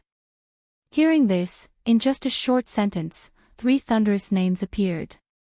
The young Li Jingfu's eyes shone brightly as he stared at the great hero in his heart. He thought that the king of Beiliang, who had traveled thousands of miles, had seen the world more than anyone else. Su Fingnian continued, "But they didn't speak as if they could swallow mountains and rivers like you." Li Hosher couldn't help but chuckle. However, when he saw his young son's pale face, he sighed quietly. Su Fingnian seemed to be talking to himself. The name of a scholar goes down in history, while the head of a military official hangs at the gate of the country. They don't interfere with each other. If the former can write more good things about the latter when they are behind closed doors writing beautiful articles, that would be very good. Su Fingnian looked at Li Jingfu and said, "I'm not laughing at you for overestimating yourself. A journey of 1,000 miles begins with a single step. When I practiced the saber back then, I also harbored great ambitions. At that time, no one thought highly of me. When one's heart is moved, one's intention will be born. The reason why I'm telling you this is because I feel that you are still too young. Even if you throw away your pen and join the army, you will only be a burden to others on the battlefield. Besides, Beiliang has 300,000 cavalry that are the most powerful in the world. How can a young scholar like you cut off your head and study?" After saying this, Su Fingnian told Li Hosher that there was no need to send him off. He took his two disciples and walked straight out of Yellow Flower Pass. After a long time, Li Jingfu came back to his senses. He pinched his cheeks and laughed foolishly. "Prince Liang talked to me." Li Hosher, who always felt that the older the child got, the more difficult it would be to talk to him. He laughed softly and said, "Silly boy." Li Jingfu happily walked toward the Yuji general's residence. Li Hosher silently followed behind him. Looking at his son's still slender figure, he felt somewhat proud. Li Jingfu suddenly turned his head and asked, "Father, do you want to go to the Jade Wall restaurant to drink?" Li Hosher was taken aback, then said, "I can still drink a caddy of 8 taels." Li Jingfu grinned and said, "Then I'll treat you to a drink." Li Hosher was confused. Li Jingfu blinked and walked next to Li Hosher. He said quietly, "This year, I went out of the city for a walk and saw a girl. Her father is the shopkeeper of the Jade Wall restaurant. Every time I am tired from studying, I will go there. Just looking at her and not thinking about anything else, I feel refreshed." Li Hosher roared with laughter. The corners of Li Jingfu's mouth curled up slightly. He purposely said bitterly, "But that girl likes a street wanderer who is not in the pass right now." Li Hosher rubbed his young son's head, not knowing how to comfort him. Li Jingfu looked up and said with a smile, "Father, I want to learn from Zhao Chongling and Li Yishan, the 2 Beiliang strategists. In the future, when I am successful, I will give Prince Liang advice and strategize from thousands of miles away." Li Hosher made a sound of acknowledgement. The father and son walked together to the restaurant 2 streets away. Li Hosher said softly, "Since you have a girl you like in your heart, and you also have ambitions, your grandfather won't let you drink, but your father will let you drink." 2 hours later, the commandant of Yellow Flower Pass, Li Hosher, walked out of the restaurant with his drunk young son on his back. The rough man had a warm expression. As he walked, the commandant's gaze gradually became determined. If he wanted to study, he should study. But there was one thing that the vassal king had said. Beiliang had 300,000 cavalry. Only if everyone, including Li Hosher, lost their heads would it be the people's turn. Didn't the Beimang claim to have 1,000,000 people controlling the strings? Even if they took down Beiliang, would there be tens of thousands left? The youth on his back murmured drunkenly, "Father, I will study hard and become a Confucian saint. I will not be afraid of walking the narrow path, but will pave a bright path for the people of the world." Li Hosher smiled and said, "You are so reasonable even when drunk. You are better than father." Chapter 1141. Since the first year of Xiangfu, the night curfew in Liangzhou city had become extremely strict. However, when Su Fengnian arrived at the city gate, there was already a group of elite spies waiting for him. The gates slowly opened, and Wang Sheng could clearly see the faces of the armored soldiers under the light of the city gate. Regardless of whether they had experienced the vicissitudes of life or immaturity, they were all brimming with a contradictory aura that made her feel unfamiliar. They were hot because of reverence, and cold because of bravery. The simple-minded Lu Yunzhang did not feel much, but he keenly felt that these armored soldiers were taller and stronger than the light cavalry soldiers he had encountered along the way. They were also more dangerous.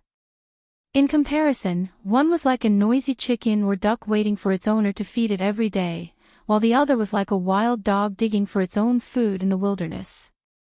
It did not like to bark, but it could really bite people to death.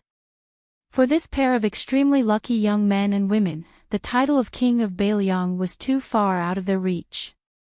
It was far less approachable than the tranquil demeanor of their immortal master. However, Lu Yunzhang soon had the most direct impression. When the young man saw the two jade stone lions as tall as two people at the gate of the king's mansion on Mount Qingliang, he was extremely shocked. He quickly trotted under one of the lions and reached out to touch the cool and huge lion claws. He clicked his tongue in wonder and chattered endlessly. One moment, he said that it was too damn imposing and that no family in the martial emperor's city had such a facade.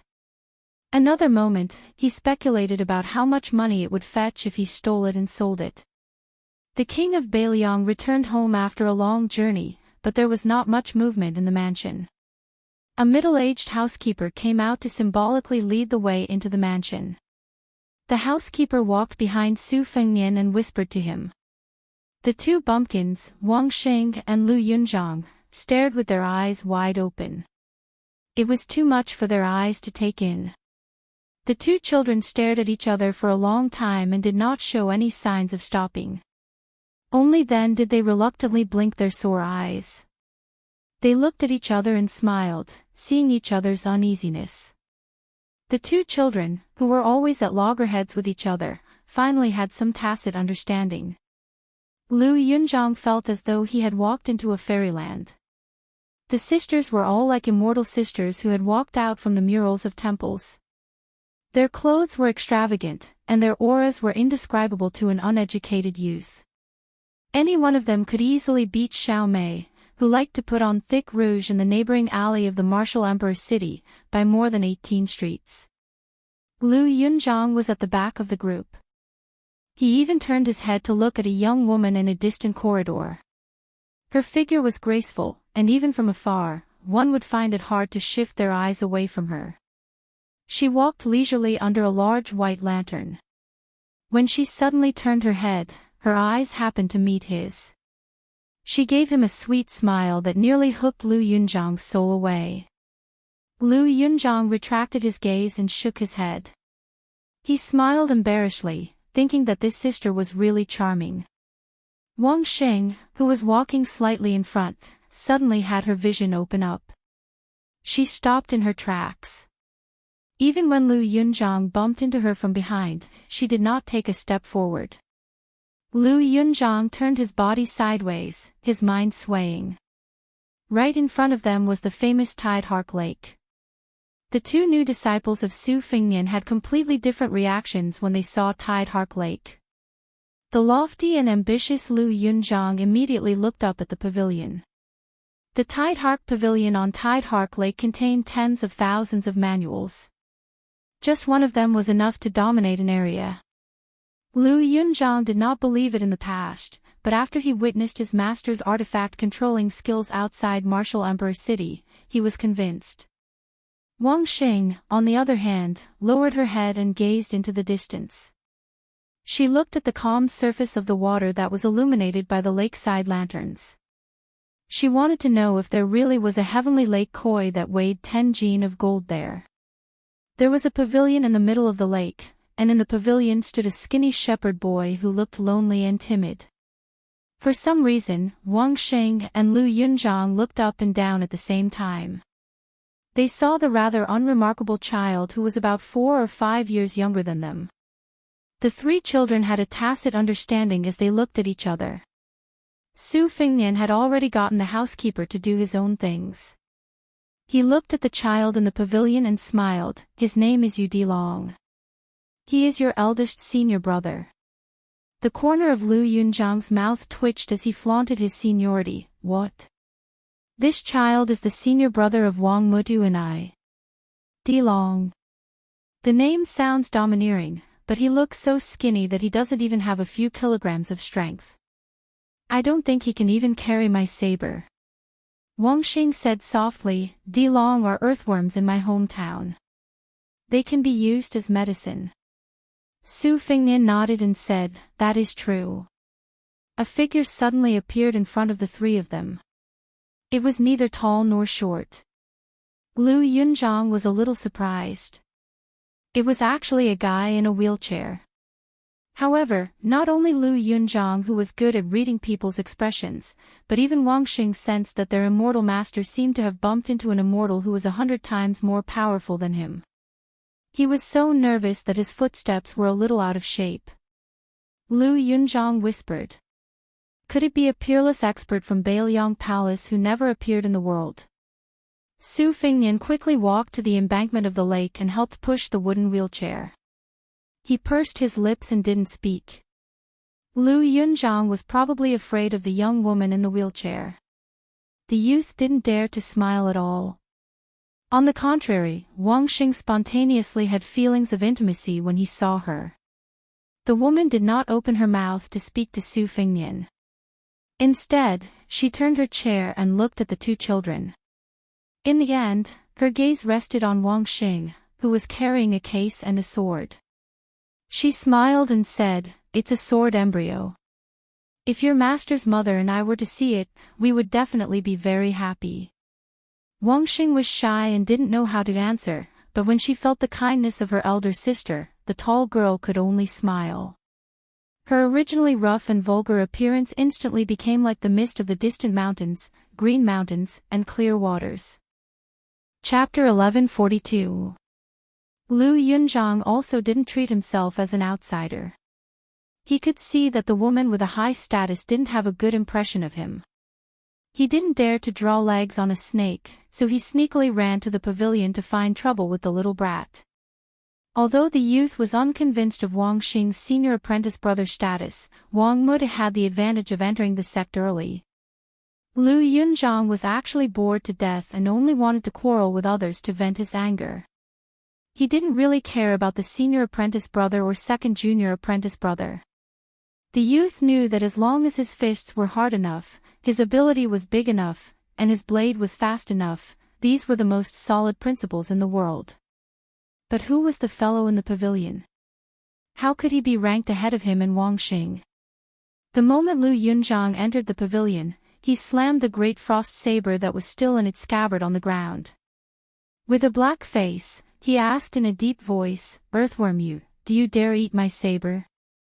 The little shepherd boy, who had been left alone by Su Yanbing after being brought to Mount Qingliang, was still living in a fog. He did not know anything, but he knew one thing. This was the home of the king of Bailiang, and his master was the person whose words carried the most weight in Bailiang. At this moment, he was being questioned by a stranger who was a head taller than him. He was at a loss. Who was Earthworm you calling? Why did he want to eat a saber the moment they met? Lu Yunzhang, who did not like to bully the weak, quickly became dispirited. It turned out that he was just an ignorant little fool. To think that he had even planned to use his trump card, the rolling blade divine technique. Lu Yunzhang said with a straight face, "In the future, I will only call you senior brother in front of master, but every time I call you that, you have to call me big brother in private." Lu Yunzhang quickly added, "And you have to call Wang Muta's second brother. Do you see him? He's that tall and strong guy by the lake. I use a saber, and he uses a sword." Lu Yunzhang said this and asked curiously, "What weapon do you use?" The little shepherd boy had obtained the nickname of Earthworm you and two elder brothers for no reason. He was momentarily stunned. After hearing Lu Yunzhang's question, he glanced enviously at the saber in the youth's hand. He shook his head and said, "I don't have anything." Lu Yunzhang's eyes quickly turned. "Your father is a high-ranking official in Beiliang." Yu Dilong shook his head vigorously. Lu Yunzhang pressed, "Then, is your father the founder of some pugilistic sect in Beiliang?" After Yu Dilong subconsciously shook his head, he asked in a low voice, "What is the founder?" Lu Yunzhang sat on a bench and slapped his forehead. *CK, a chicken talking to a duck. To have such a senior brother, he really had 8 lifetimes of bad luck and made a fool of himself. How am I going to survive in Jianghu in the future? Yu Dilong didn't really talk to anyone in the northern Liang prince's mansion. Although this robust young man looked fierce, Yu Dilong was still a child. He liked to be lively. He carefully sat beside Lu Yunzhang and stared at the large frost saber. He muttered to himself, "You only took 1 item, but it's as thick as my thigh." I counted the items by the lake. There were 15 items, but each of them was as thin as a pinky finger. "You look more impressive." Lu Yunzhang pretended to be fierce and asked, "What thick thighs and thin pinkies? Are you out of your mind?" Yu Dilong pointed at Lu Yunzhang's frost saber and said with an aggrieved look, "Isn't there a white gas on your saber? Can't you see it?" Lu Yunzhang's face was calm, but his heart was in turmoil. He was shocked and pleasantly surprised. He was shocked that if the child wasn't spouting nonsense, then his eyesight wasn't tacky. He was pleasantly surprised that he had gone further than Wang Mutu on the path of martial arts. Lu Yunzhang suddenly stared at this junior-senior brother of strange origins and asked, "What about you? Do you have that kind of chi?" Yu Dilong chuckled and did not say a word. Lu Yunzhang rolled his eyes and said, "So you aren't stupid." Wang Xing walked into the pavilion and saw that Lu Yunzhang and the shepherd boy had already become friends. He could not help but feel envious and disappointed. Yu Dilong struggled for a long time as he scratched his ears and cheeks. He finally mustered the courage to say, "Junior sister?" He probably felt that it was inappropriate to address an older sister on their first meeting, so he probed, "Why don't I call you senior sister?" Having his identity exposed, Wang Xing was slightly angered. Sword Qi immediately appeared in the pavilion. Yu Dilong did not seem to notice it as he scratched his head.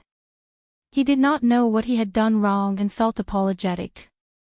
Lu Yunzhang exclaimed, "I must be blind with my dog eyes. I was wondering why you, Muta Wang, would wish to run 7 to 8 miles just to pee. So you are just a little woman." Wang Xing said angrily, "Since you are blind with your dog eyes, then shut your dog mouth." Lu Yunzhang suddenly stood up, "Muta Wang, don't push your luck. Are you looking for a beating?" Although Yu Dilong was the youngest, he hurriedly tried to mediate. He anxiously said, don't hit. If you really want to hit, hit me." Lu Yunzhang could not help but roll his eyes, "You sure are righteous." Wang Xing smiled and cupped his fists, "Senior brother." Yu Dilong was at a loss as he could only grin foolishly. By the lake, Su Weisheng retracted his gaze and ignored the three children playing in the pavilion. He said with a sigh, "Is this the providence of the pugilistic world you inherited from Wang Xianji?" Su Fengnian nodded and said, "That should be the case. Otherwise, how could you find three children with such outstanding talent at once?" Lu Yunzhang has a martial aura, so he was able to obtain the recognition of the Great Frost Saber. Wang Xing is a natural sword embryo that only appears once in 100 years. As for Lu Long, he obtained 30% of Wang Xianji's legacy. These three disciples of mine will probably have a place in the top 10 experts of the pugilistic world in the future. If this were to spread, it would be so good. Even Wang Xianji couldn't do this when she was still alive. Look, not only did I defeat Wang Xianji, even my disciple is more promising than this old fellow. Su Weisheng looked up at his brother and said calmly, "Look at how happy you are. Quickly close your mouth. Be careful not to crack it behind your ears." Su Fengnian squatted beside her and asked nervously, "Sis, aren't you angry? When I went to Wudang Mountain to practice my saber skills, you were unwilling to talk to me when I returned home. Later on, when we went to Beimang, you almost didn't acknowledge me as your brother." Su Weisheng placed his hands on his knees and looked at the calm lake. His eyes were warm and gentle as he said, "Back then, Dad was in charge. You were fooling around. Now, you are in charge and shouldering the burden." Su Fengnian acknowledged and rubbed his cheeks with both hands. "Don't worry. I won't have the time to mess around in the pugilistic world. I'm about to make a trip to the border, unlike the previous review. This time, I'm going to call all 14 lieutenants. It can be said that the 50 or so generals who hold real power in Beiliang will all be meeting together." Su Weisheng turned his head and flicked Su Fengnian's head. "You're still showing off." Su Fengnian smiled helplessly and did not refute. Su Weisheng tapped the edge of the chair with one hand and propped up his chin with the other. He smiled brightly and said proudly, "The entire pugilistic world is watching you. In the future, the two countries will also have to obey your whims. Regardless of success or failure, how many people can there be in 1,000 years?" Su Fengnian only glanced at the sky. Chapter 1143. In the darkness of the night, Su Fengnian walked alone to the yellow crane tower on Mount Qingliang. The spring festival couplets on a white background were still pasted on the gate of the mansion, and the lanterns in the mansion were all white as snow. After the death of the old man, this solemn mansion was no longer joyous. It was not until the whole of Beiliang learned that the young vassal state had defeated Wang Xianji of the martial emperor city that the atmosphere of Mount Qingliang took a big turn. Many of the thoughts that had been hanging on the tip of their tongues were suddenly put to rest, and the haze that had shrouded Beiliang Palace was swept away. After Su Fengnian entered the mansion, he did not go to the Wutong'an where he had spent his youth. Instead, he went to Su Zhao's house and sat there for a long time. The two standing clothes racks still held the old-style boa robe of Prince Liang and the model general's armor. Outsiders would think that it was reasonable for Su Zhao to care about the latter. After all, Su Zhao, the lone thief, had climbed to the top of the court by virtue of his military exploits. However, few people knew that the butcher actually did not scoff at the vassal state's robe as outsiders mistakenly thought.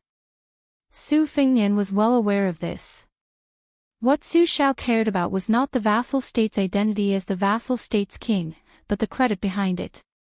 It was the credit of rebuilding the Zhao dynasty that many powerful officials in the imperial court had deliberately forgotten. At that time, Liang was just a barbarian dynasty in the northern region. Heroes rose together, and the vassal state was divided.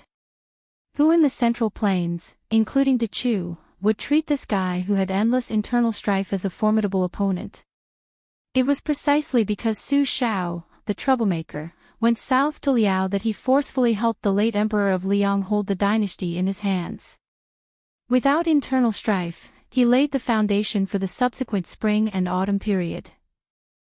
This was also the reason why many of the nobles of the Zhao dynasty had a clear distinction between their love and hate for Su Shao.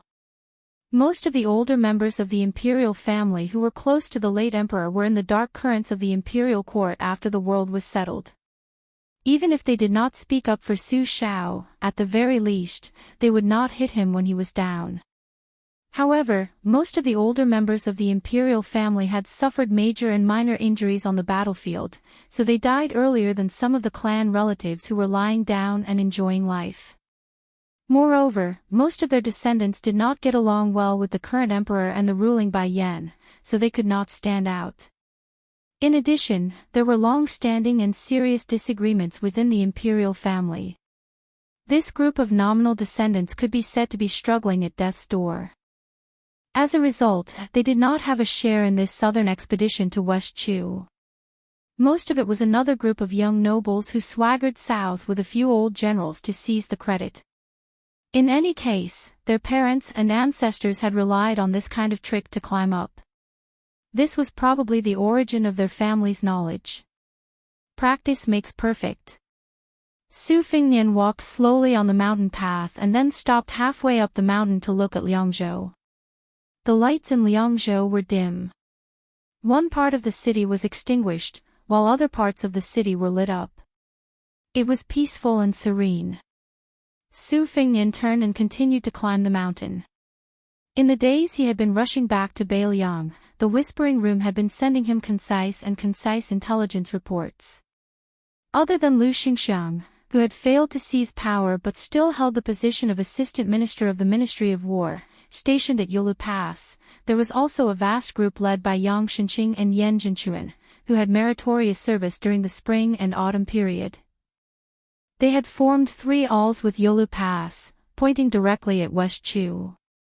They had coordinated with the various vassals of Jingnan and the crown princes of vassals like Zhao Zhu, forming a seemingly watertight encirclement around West Chu.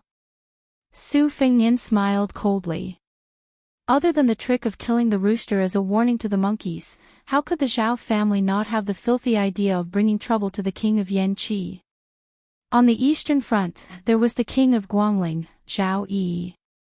On the western front, there was the king of Huainan, Zhao Ying, and the king of Jing'an, Zhao Sun. Even if they ate these two, the West Chu could not take advantage of the situation and head west. In the northwest of the dynasty, there was the Beiliang cavalry. In the west, there was the old western Shu, where Chen Jibao was a vassal. Since ancient times, the road to Shu was as difficult as ascending to the blue sky. In the south, there was the king of Yanqi, Zhao Bing. This was the second, more hidden and tighter encirclement. However, in the south, there was only the sloppy Zhao Zhu, who led a small number of cavalry. Moreover, the south was especially vast. Under the premise that the West Chu could not go north, they could only spread south to have a chance of survival. Among the vassal kings, the one with real military power, Zhao Yi, was the brother of the current emperor. He was in Guangling, so there was no need for the one sitting on the dragon throne to scheme too much.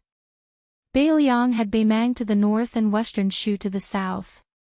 It was equivalent to being suppressed. In the end, only Zhao Bing was left to be dealt with. In the past, there was Su Shao to take the blame, so the court naturally prioritized Beiliang. Now that Su Shao had left, it was naturally Zhao Bing, who was high up in the sky and far away from the emperor. In addition, a new secret letter from Tai and City said that after Zhang Julu's opinion was rejected, he settled for the next best thing. He proposed a new strategy of using West Chu to train the troops and take back military power. Almost even Gu Jiantang, who had voluntarily abandoned Gu Lu, was ruthlessly tricked. As long as there was a sign of resistance to the restrictions of the court's Ministry of War, they were all openly and covertly sent to the periphery of West Chu. Once the battle reached a stalemate, they would immediately enter the battlefield. Thousands of deaths were counted. Gu Lu, who had taught all over the world, was naturally the first to bear the brunt. Swaying in the wind and rain, Gu Lu was already on the verge of collapse. Zhang Julu clearly still did not want to let it go. If Gu Jiantang was still in the capital and personally presiding over the court's military affairs in the Ministry of War, perhaps there would be some countermeasures to this decree. However, Gu Jiantang already held the title of pillar of the country and led the military affairs of the northern land. Zhang Julu, intentionally or otherwise, dug a hole for the only remaining general of the four great generals of the spring and autumn period. He spoke up for him in the court and said with certainty that only Gu Jiantang personally led the troops down south could pacify the rebels in West Chu. He practically elevated the old Minister of War to the lofty position of one person in charge of a country. In this way, Gu Jiantang, who had suffered an unexpected calamity, was already bold if he did not submit a secret memorial to ask for forgiveness. How would he dare to plead for leniency for the descendants of Gu Lu? This was also Bai Yen's consistent overt scheme. From beginning to end, it was for the sake of the country and the people, without the slightest bit of selfishness. Zhang Julu's balancing technique was pervasive. He cut off the struggles between civil and military officials, the early struggles between the foreign relatives and internal officials, the revived struggles between various factions, and even the struggles between factions of friends.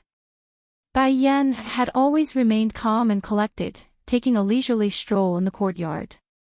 If Wang Xianji could be said to be undefeated in martial arts, then Zhang Julu could be said to be even more shrewd and ruthless, undefeated in literature. For example, the Ministry of Personnel, the head of the 6 ministries, had been tossed back and forth between Yu Lian and Zhao Yuling, who had betrayed Zhang Julu several times. Looking at the flowers in the fog outside the palace hall looked like child's play, but inside, it was nothing more than a matter of Zhang Julu's word. Under his watch, whoever did something that crossed the line would have to obediently pack up and get lost. If one were to say that Zhao Yuling was Bai Yen's disciple, he was naturally lacking in confidence, but one must know that the old head of the Yu family in Jiangxin, Yu Jiankong, who was Yu Lian's father, was a big shot of the same school as Zhang Julu's benevolent teacher and West Chu's son Shiji's teacher. He was a master who evaluated the ranking of the clans under heaven, and was also the instigator of Hong Jia's escape to the north. The old fellow only needed to play down the word up, and the clan would be like a carp leaping over the dragon gate. If the word down, it would mean that the entire clan would fall into the dust together. The entire group of Jiangnan scholars, including Lu Daolin and Lu Baijie, including the Lu family, as well as the dragon general Su Gong of the Gumu Su family, all had to follow this person's lead. But after so many years, Zhang Julu still did not give the old man the slightest bit of face. Su Fingnian unwittingly walked to the top of the mountain. There were stone tables and stone stools downstairs, and then he saw an unexpected fellow. He borrowed the white fox's face from the spring thunder-embroidered winter, but he did not say anything after that. Su Fingnian sat opposite him. There was a large pile of green and wine jugs on the table, and there were even 2 wine cups. It was obvious that he was waiting for him. White Fox's face was slightly sarcastic. First pin 4 realms. You've collected all 4 false realms. It's definitely unprecedented. This is even more admirable than you killing Wang Xianji. Su Fingnian laughed. It's worth it to be able to make you admire me. White Fox's face poured him a cup of wine for the first time. He pushed the wine cup forward and asked, "Have you ever thought that when Huang Longsher stirred up the Jianghu, in the end, he used Han Xingxian and you to end it? Why don't you count the number of first pin masters who died in the hands of Catman and you? Don't add up to 20. How many first pin masters can there be in any generation of Jianghu for 100 years? At most, there should only be this number, right?" Su Fingnian raised his wine cup and laughed at himself. He then finished it in one gulp. When he reached out to ask for more wine, he shook his head and said, "I really didn't think about this." White Fox's face threw him a wine jug and said, "I promised Mr. Li that I would help you once.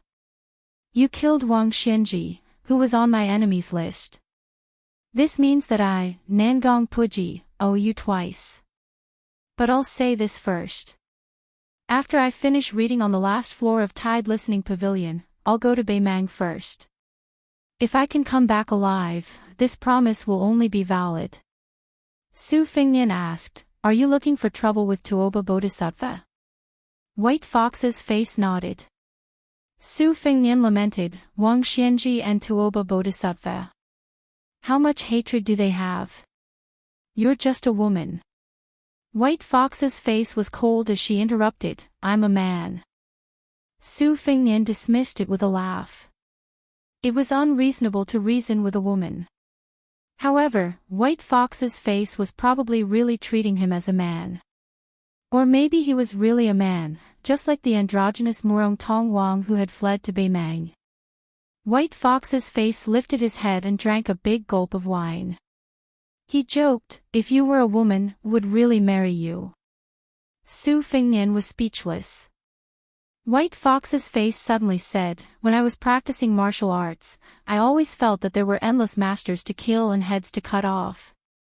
But now that I'm climbing higher and higher, you've taken the lead, I realize that killing here and there is no meaning. In the end, do I have to fight you to the death to live up to this life? Su Fingnian choked on a mouthful of wine and said angrily, can't you have a conscience? White Fox's face held the wine jug to half of his face and asked with a playful smile, are you trying to say that a woman's heart is the most vicious? Chapter 1144. It was probably Su Fingnian's first time traveling in Jianghu. The only real master he had met was right in front of him. He still had a shadow in his heart. Even though everyone in the world could fight, he still could not help but feel scared. Glancing at White Fox's chest, Su Fingnian thought to himself that with his keen eyes that had been trained by his travels, even if the woman was deliberately hiding her amorous feelings, she would not be able to escape from the scene of prosperity and peace, would she? White Fox smiled and said, do you want to die? Su Fingnian said calmly, I'm not scared. Even if I don't have the body of Gao Shulu and have lost most of my spirit, it won't be easy for you to kill me. White Fox raised her eyebrows and said, oh, you're really promising. Su Fingnian suddenly leaped back 30 to 40 feet with the wine pot in his hand. Flustered and exasperated, he cursed, White Fox face, you really turned hostile just like that. White Fox squinted her eyes, full of murderous intent. Su Fingnian sighed and waved his hand at the top of the mountain. Wang Xing ran over with a blushing face. He still looked like an honest man with a sword case and a famous sword. He lowered his head and explained, Master, I couldn't sleep so I walked here. Su Fingnian made a sound of acknowledgement. He turned his head to look at White Fox's face and asked, approximately when will you leave for Northern Mang? White Fox said calmly, at least 3 months, at most half a year. Su Fingnian smiled and said, then bring my second disciple, Wang Xing. White Fox nodded and did not refuse. After getting the answer, Su Fingnian said softly, go to bed early after you go down the mountain. The tall, dark-skinned girl turned and left silently. White Fox looked at Su Fingnian who returned to his seat and asked with a frown, you're willing to leave such a good unpolished gem to me? Su Fingnian shook his head and said, staying by my side won't make any progress. If one's martial arts cultivation is not tempered enough, it will be wasted. If one doesn't walk back and forth from the gates of hell a few times, no matter how talented one is, it will be useless. White Fox was still staring at Su Fingnian. Su Fingnian said awkwardly, you can probably tell that this girl can either learn from you and become an imposing man, or she can only stay in Beiliang and not adapt to the environment there. She can only be considered a graceful woman with an orchid aura. It's fine if it's an ordinary girl, but this doesn't match Wang Xing's temperament. Actually, among the 3 disciples, I am the most selfish towards her and have the highest hopes for her. However, she couldn't say such things out loud. Once she did, the pressure on her, who was far more meticulous than Lu Yunzhang, would be even greater. She might even collapse. When Wang Xing followed you through northern Liang and arrived at northern Mang, he was able to borrow the vigorous wind and masculine energy unique to the frontier fortress to concentrate all of his energy in one go. This is much more direct and effective than any verbal instruction or reading through secret manuals. Su Fengnian swirled his wine glass and smiled. Of the 3 disciples, I will take Lu Yuan along with me, otherwise I won't be at ease. Lu Yunzhang will be thrown to the fish dragon gang for a period of time and then thrown to the border. As for Wang Xing, she will go with you. Su Fengnian turned his head to look at a place further north than Beiliang and said softly, Beimang. I have been there and know that the sky is high and the ground is broad. Moreover, there is a person who practiced swordsmanship there. White Fox looked at the man who was less than 30 years old. He walked the Jianghu with a saber in hand. After all, it was just for revenge. What was the purpose of drinking the horse in the north? Su Fengnian patted his forehead and ran down the mountain. White Fox looked at him with disdain. What else could this guy be doing down the mountain in such a hurry? Wutongan was full of women. Su Fengnian did go to Wutongan, but he didn't have any obscene thoughts. The 2 future concubines of Mount Qingliang, Wang Chudong, who was only second to his second sister, went to give lectures at an academy in Liangzhou. Lu Qingyan was burdened by her troublesome family and had to work hard. She could only stay in Wutongan to accumulate merits for the Lu family's disciples. It was a bit like making up for her mistakes. Even Su Weisheng had mentioned that Su Fengnian must go to the courtyard to see his poor sister-in-law who was not well received by her in-laws. Su Fengnian walked into the elegant and quiet courtyard where the lights never went out at night. He felt a little sad and thought of the exquisite maids, Green Ant, and the others. They had no choice but to live in a different Jianghu. They were not young and vigorous at all. From the beginning to the end, there were only cold schemes and betrayals. Su Fengnian didn't rush into the house. He looked around the familiar courtyard where the lights were as bright as day and the smiles of those young women lingered. He wondered if they were really happy when they played here year after year. Tonight, Lu Qingyan and the 3rd-rank maid, Xian Gu, were on duty. The 3 tables were piled up like a mountain. Xian Gu grew up in Wutongan since she was young, so Su Fengnian was very familiar with her. At this moment, she was concentrating on holding a sharp stone badger pen. The pen was heavy with ink, but the ink was evenly spat out evenly. It was easy to write for a long time, and it had always been Xian Ji's favorite pen. Probably because she was hesitant about something, she didn't dare to write for a long time. The tip of the pen dipped in ink had already drawn ink stains of different shades on her face. She was completely unaware, like a cat with a dirty face. Other than Xian Gu, there was another fresh face. Su Fengnian knew that she was a young girl that second sister had carefully selected. Her name was Jun Qiu, and she could be considered a newcomer in Wutongan. The secret files in her hands were somewhat cruder than the senior Xian Ji's. She was originally using her 5 fingers to hold her other wrist and gently turned it. Very quickly, she saw the figure of the king of Beiliang and jumped in shock. She was about to spring up and solemnly pay her respects. Xian Gu also came back to her senses. Su Fengnian made a gesture to them to keep quiet and quietly walked to the innermost table. He saw the young woman who was more unfamiliar than familiar leaning over the table and sleeping. Her slender shoulders and light snoring sounds indicated that she was exhausted. Su Fengnian gently moved a chair over and sat beside her. He looked at the piles of official documents that had been neatly placed after being signed and then carefully sorted out. Her arms were pressed against a document that had not yet been written. Su Fengnian lowered his head to look. It was an official document from Liuzhou. It talked about the large change of personnel that was currently being carried out in secret. Batch after batch of refugees were being moved into the prosperous Lingzhou in an orderly manner. Then, the foreign scholars who did not have a seat in the Liuzhou officialdom would be moved into Liuzhou to become officials and officials.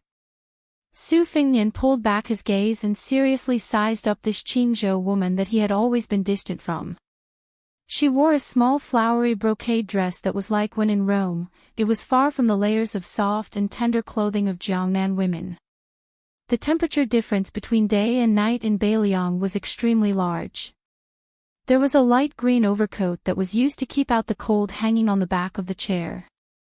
It was probably because she had slept in a hurry that she forgot to put it on. Thus, when she slept, she unconsciously hugged her arms tightly. Most likely, she did not sleep well. Su Fengnian sighed. He carefully took out the overcoat and covered her with it. Of course, Su Fengnian knew that this was the woman from the Lu family that even Lu Feiqi, who was the pillar of the country, adored and admired from the bottom of his heart. Lu Qingyan was very smart. It was because of her intelligence that she could feel that the Su family, from Su Xiao to Su Weisheng, as well as her husband, favored Wang Chudong more than her. However, such a woman who had never shown any grievances or hidden bitterness had even pulled out a sword to kill people outside the new Lu family ancestral hall. Not only the old and young of the Lu family, but even her father would probably be dissatisfied. Although it was inevitable that a married daughter would be like spilled water, her elbows were too biased towards the Su family. She actually did not let the Lu family, her maiden family, gain any advantage. Anyone would inevitably criticize her silently. Then why did she, Lu Qingyan, marry into the Su family? The Lu family had gone through untold hardships and came to this poor place to settle down. Shouldn't they enjoy some good fortune and bask in some glory? Su Fengnian sat next to Lu Qingyan and began to personally annotate the official documents. During this time, the third-rank maid, Xian Gu, tiptoed over and whispered that Miss Lu wanted her to wake her up in half an hour. Su Fengnian waved his hand. In the dead of night, only the tip of the brush could be heard as it brushed across the Xian paper. The new maid, Jun Qiu, would occasionally pluck up her courage and turn her head to sneak a peek at the extremely wealthy young man. When the sky outside the window turned white, Su Fengnian finished annotating all the official documents and quietly walked out of Wutongan. Jun Qiu did not feel sleepy the entire night. Every time she peeked, she could not see how this elegant young vassal king could kill that martial emperor city's city lord. That was an old monster who had lived for 100 years. Xian Gu, who had not dared to make a sound, took a pile of waste paper and threw it at the ignorant maid. The latter playfully stuck out her tongue. When Lu Qingyan woke up in a daze, Su Fengnian had already left the city and rushed to the border. She only saw that the mountain of documents on the table had been emptied. There are two things. First, there will be an event hosted by Baidu's official Tiaba forum in the evening. It will be held from 8 to 10. Those who have time can participate. Second, I haven't asked for votes in a long time. I definitely have more than half a year. Snow will probably be finished in 3 to 4 months. I also hope to update more in these few months. Of course, the first prerequisite is that I have to update more in June, therefore, I plan to give it a try. In June, I hope that those who have a monthly red ticket can support me. It seems that next month is the 2nd anniversary of Snow. I still haven't become a eunuch. I'm actually finishing the chapter. Snow is almost 2.5 million words. I don't have an update target for the entire month in June. I'll try to be a monk for a day and strike the bell for a day. As for you guys, you don't act until you see the hair. You can choose to start voting after I guarantee that I'll update at least one chapter. However, after 12 o'clock tonight on the 1st of June, I still hope to get off to a good start. In addition to the guaranteed chapter, I'll update at least 1,000 words for every 100 monthly votes. The upper limit is the guaranteed chapter. I can guarantee that I'll update at least 10,000 words. At the end of the 1st, I'll give you another update target for the 2nd of June. If I only update at least one chapter, I won't ask you for monthly votes. When the time comes, you can keep it to yourselves. You can vote when I'm sure that I'll update more. If I promise to update that day, I won't update that day or even the next day. Please kill me. June, the votes are coming. Chapter 1145. In an elegant house in the forest, two old men sat opposite each other and ate crabs. The older man had snow-white hair and a lazy white cat sat on the corner of the table beside him. The autumn wind made crabs itch, but it was still 20 years away from the best time to eat crabs. However, as the capital of Liang City, Great Peace City received countless tributes. Gluttons with backgrounds and connections naturally had their own ways. Fun Spring Lake in Yangzhou produced purple-whiskered yellow crabs. Because the Taoist ancestral court, Dragon Tiger Mountain, had many noble people, someone gave it the nickname Dragon Tiger Crab, which had been used to this day. Compared to other lake and river crabs, this kind of crab matured 20 years earlier.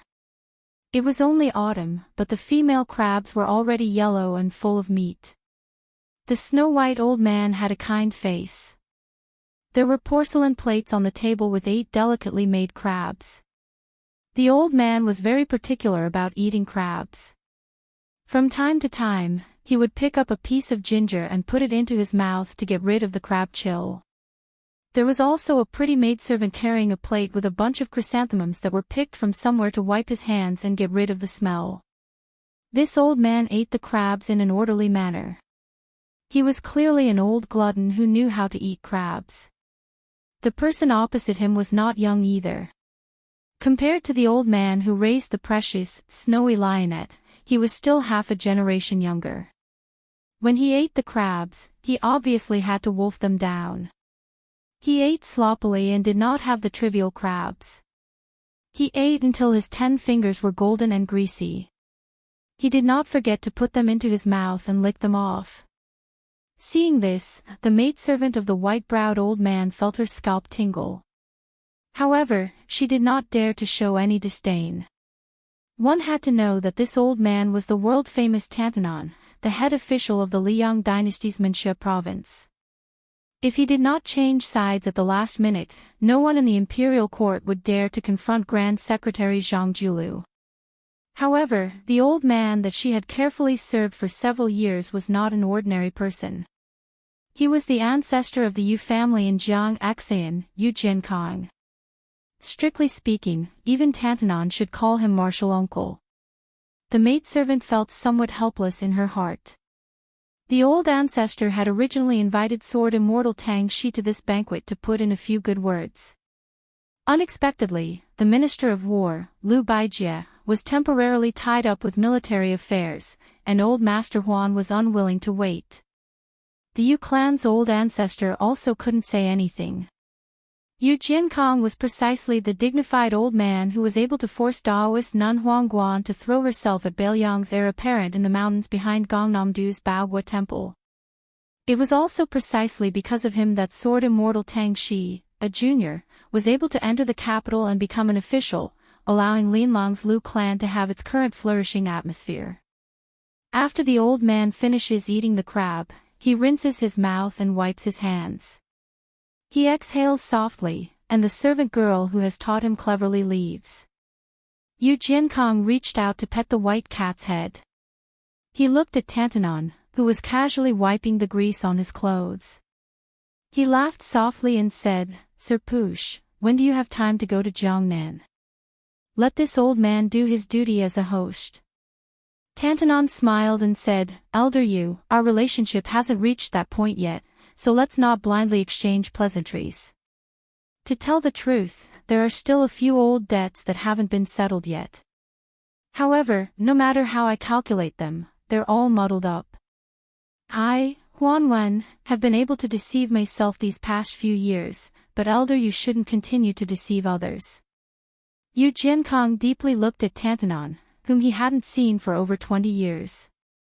He suppressed the gloomy feeling in his heart, like a small lotus that had just revealed its tip, and said self-mockingly, "Back then, this old man truly underestimated you and broke up a pair of mandarin ducks. This is also one of this old man's greatest regrets." Huanwen shook his arm and got straight to the point. Don't worry. Elder Yu is Elder Yu, Yu Lian is Yu Lian, and Lu Baijie is even more so Lu Baijie. I, Huanwen, am not so petty as to take my anger out on others. It's just that Huanwen can't become the Minister of Personnel who has entered the palace 3 times. He can't compete with Zhang Lu's disciple, Zhao Yuling. I, Huanwen, am indeed one of the obstacles, but it's not because of personal grudges. It's just that Yu Lian, this wooden pillar, can't support the Ministry of Personnel. If it were a yamen like the Ministry of Revenue or the Ministry of Works, Huanwen could still turn a blind eye to it. However, if he wants to take control of the Ministry of Personnel, which is about to be raised in rank, then he, Yu Lian, will have to pray that thick smoke will rise from his ancestors' graves. The elderly head of the Yu family, who had been indirectly scolded, smiled. He didn't get angry, and it wasn't that he was deliberately concealing his anger. It was just that the old man with snow-white eyebrows really wasn't angry. Huanwen continued bluntly, the Ministry of War was incompetent and made the Guangling Road a mess, giving Chao Chongqing an opportunity to easily wipe them out. I, Huanwen, have a bit of resentment in my heart.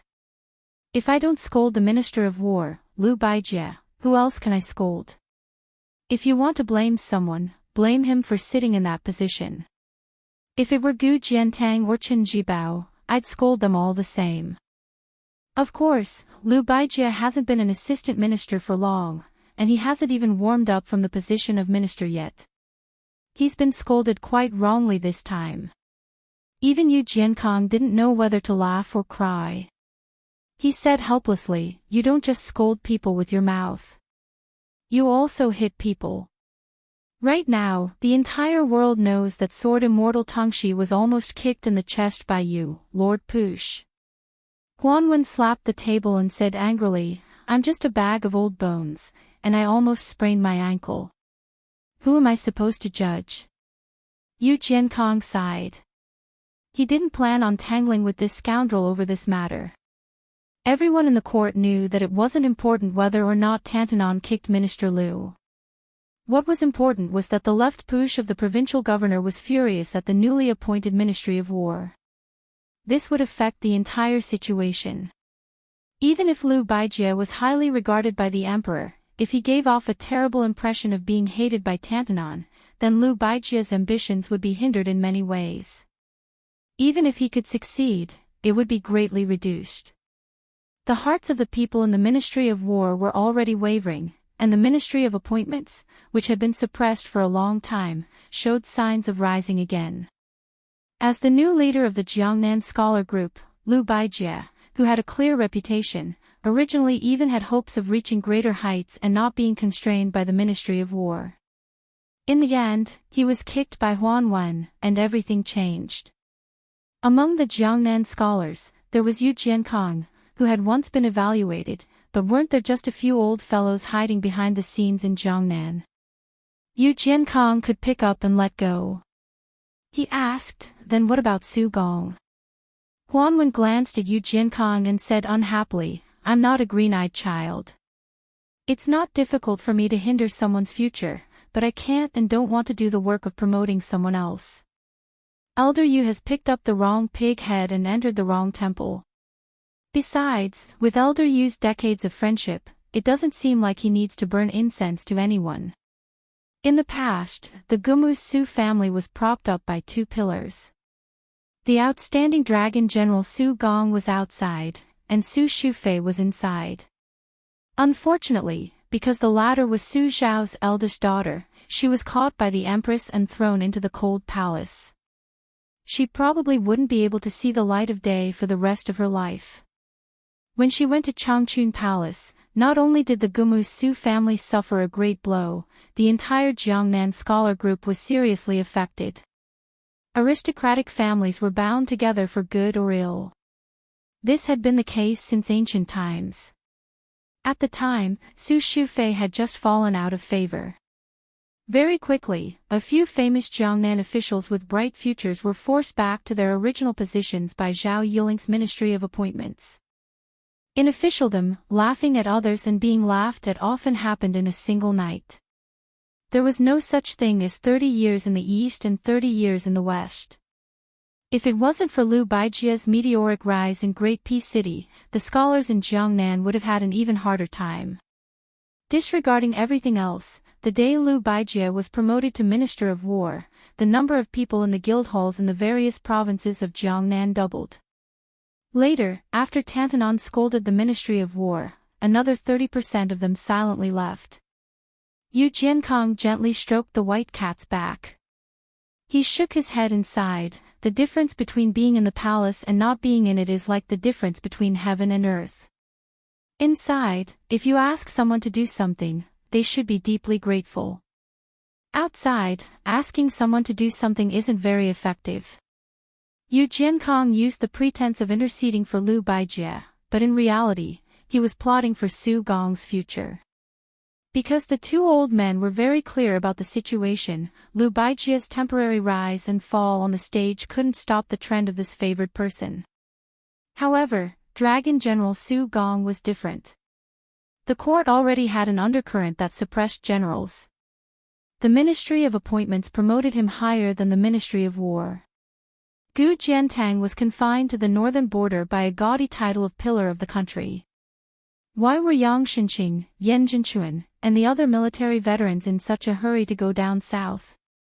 Wasn't it because they could see that there wouldn't be such a shop after this village? They were all trying to accumulate as much merit as possible for their descendants. If Su Gong missed this once-in-a-lifetime opportunity, it would be even harder for him to stand out in the future. In the entire spring and autumn period, there was only Su Shao the butcher who could create his own momentum. Gu Jiantang could only be considered half a person. As for the others, even someone as ambitious and ruthless as Lu Xingxiang, no matter how talented they were, was just borrowing power. Chapter 1146. Huan Wen hesitated and didn't say anything. Yu Jiankong was stunned. This fellow had never been one to drag his feet, yet he was actually hesitating about something. The old ancestor's expression immediately turned serious.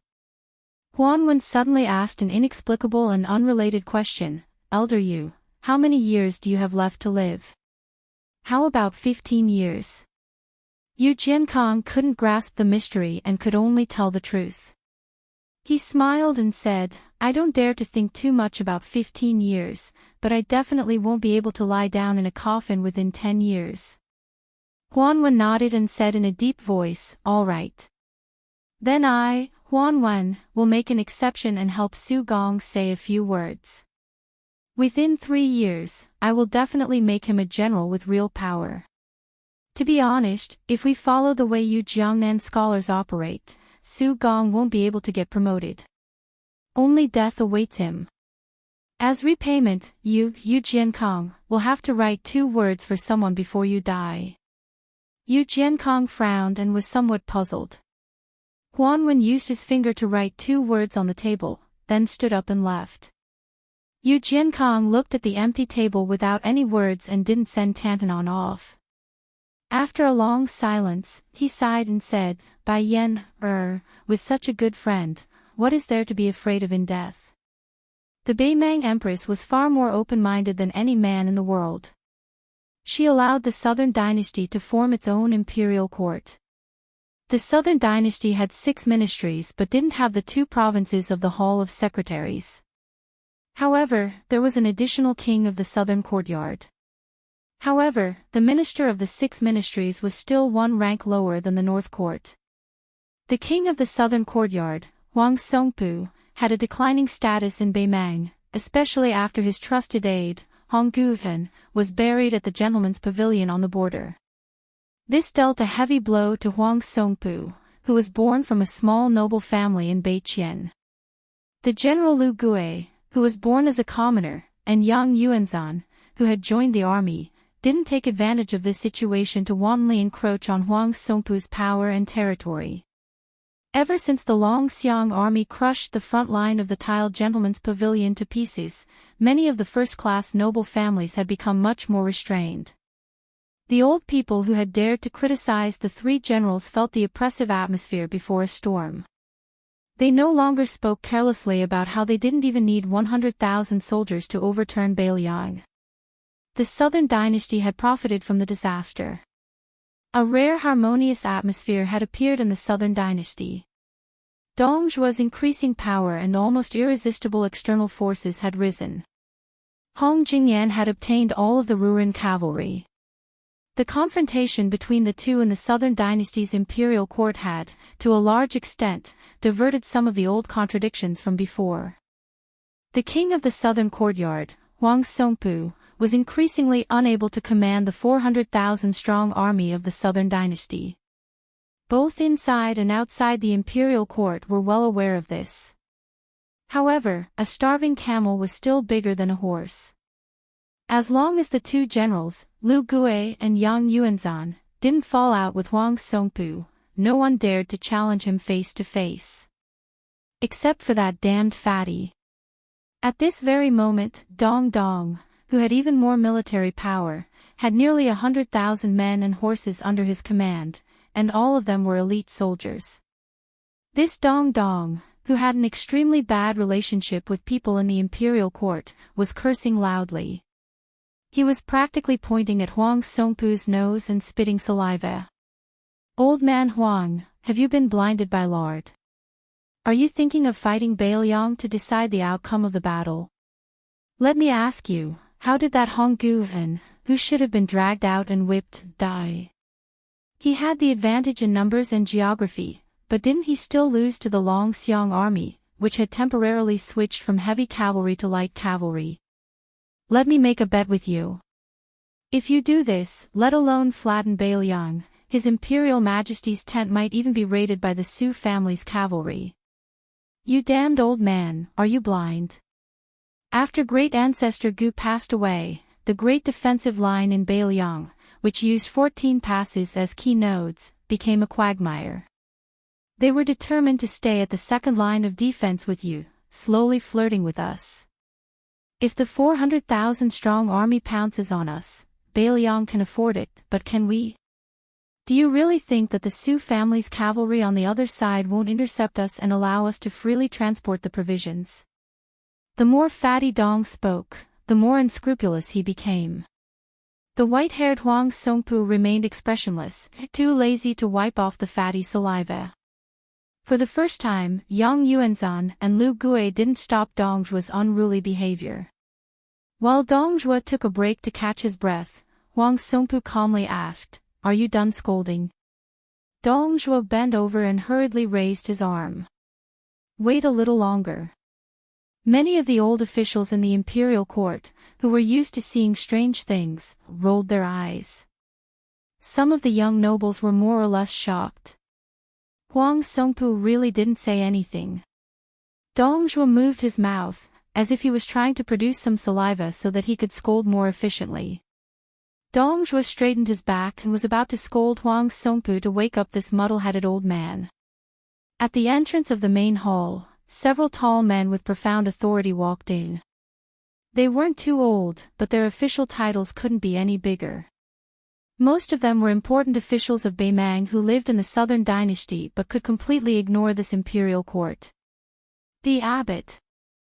As for the others, they were as rare as phoenix feathers and Qilin horns in northern Mang, but their statuses were even more transcendent. Dongzhuo felt the strange atmosphere around him.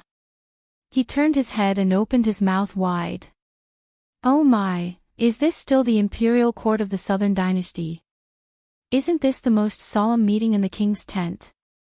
These uninvited guests included the two abbot of Gusai State and Dragonwash State, the abbot of Orange State, Murong Baoding, and the great general Zhong Shintong. Huang Songpu slowly opened his mouth and said, "I've already sent a memorial to His Majesty. If it's approved, the army going south to Bailiang won't be just the 400,000 soldiers of the Southern Dynasty.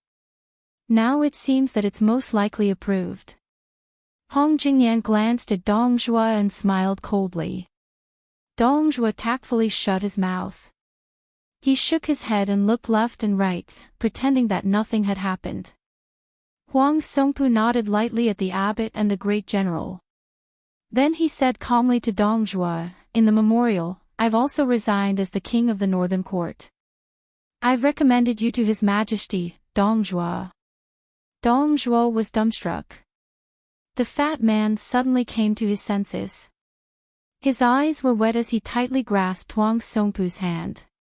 "Old general, you're so worried about the country and the people. It's so touching. Do you have any granddaughters you're worried about? For example, that unmarried Huang Huang. I, Dong Zhuo, am willing to help take care of her." Huang Songpu said coldly, "If you dare to take one step into the Huang mansion, I'll break your 3 dog legs." Dong Zhuo retracted his hand and chuckled. "I haven't become the king of the southern courtyard yet, have I? All the good things in the world are safe in my bag. Otherwise, everything will be empty." Hong Jingyan narrowed his eyes and looked on coldly. Huang Songpu ignored the snobbish fat man. He walked to the center of the hall and looked around. The white-haired old man who had been on the battlefield for half his life was probably no longer the king of the southern court. He didn't say anything and just clasped his hands. Not only the generals who had made great contributions on the battlefield, but even the civil officials also clasped their hands subconsciously to return the greeting. On the border of Beiliang, a cavalry troop slowly moved forward. There were more than 50 riders. No one was anyone's retinue. Everyone had an official position. Among them was the Beiliang governor Chu Lushan, Beiliang's cavalry commander Yuan Zuozong, infantry commander Yan Wenluan, as well as the infantry and cavalry deputy commanders Ancestor Gu, Zhou Kong, He Zhonghu, and Qin Yinshui. Su Zhao's second son Su Longxiang, Liangzhou General Shi Fu, Lingzhou General Han Laozhan, Yuzhou General Wang Fuqing, as well as Wang Ji and Jiao Wui and a few new deputy generals. Next were the commanders of the various brigades, as well as more than a dozen captains who guarded the important passes in Beiliang. Tongguan Captain Wei Zhuqing, Xin In Horse. Weak String Captain Li Maozhen. Fengqiu Captain Zhu Boyu. North Country Captain Ren Chenyun. There was also a large group of newly promoted border captains. Without exception, they were all strong men around 30 years old. They all had military achievements and their eyes were resolute. Leading them was the king of Beiliang, Su Fengnian. How did the northern Liang, which many people mistakenly thought was lacking in manpower, produce so many young and strong generals after careful investigation? Such a lineup was enough to make enemies of any status feel their hair stand on end. The 50 cavalrymen tacitly lined up at the top of a high slope. They quietly looked down at Bei Mang. Yan Wenluan suddenly laughed loudly and said, "Old guys over 40 years old, take a step back and let the young people take the lead. How about it?" Ancestor Gu, Qin Yinshui, and the other old guys looked at each other and smiled, silently retreating. This cavalry troop was slightly uneven. However, their majestic aura did not decrease at all. Because on the front line, there were more than 30 people. Whether it was Liang or Bei Mang, it seemed that it was impossible to bring out so many young and strong generals who could fight on the same front at the same time. It was even more impossible to make Yan Wenluan and the other famous generals of the spring and autumn period willingly cover the rear. The young king holding an iron spear used the tip of the spear to draw a horizontal line on the ground at the same level as the front horse's hooves. Chapter 1147.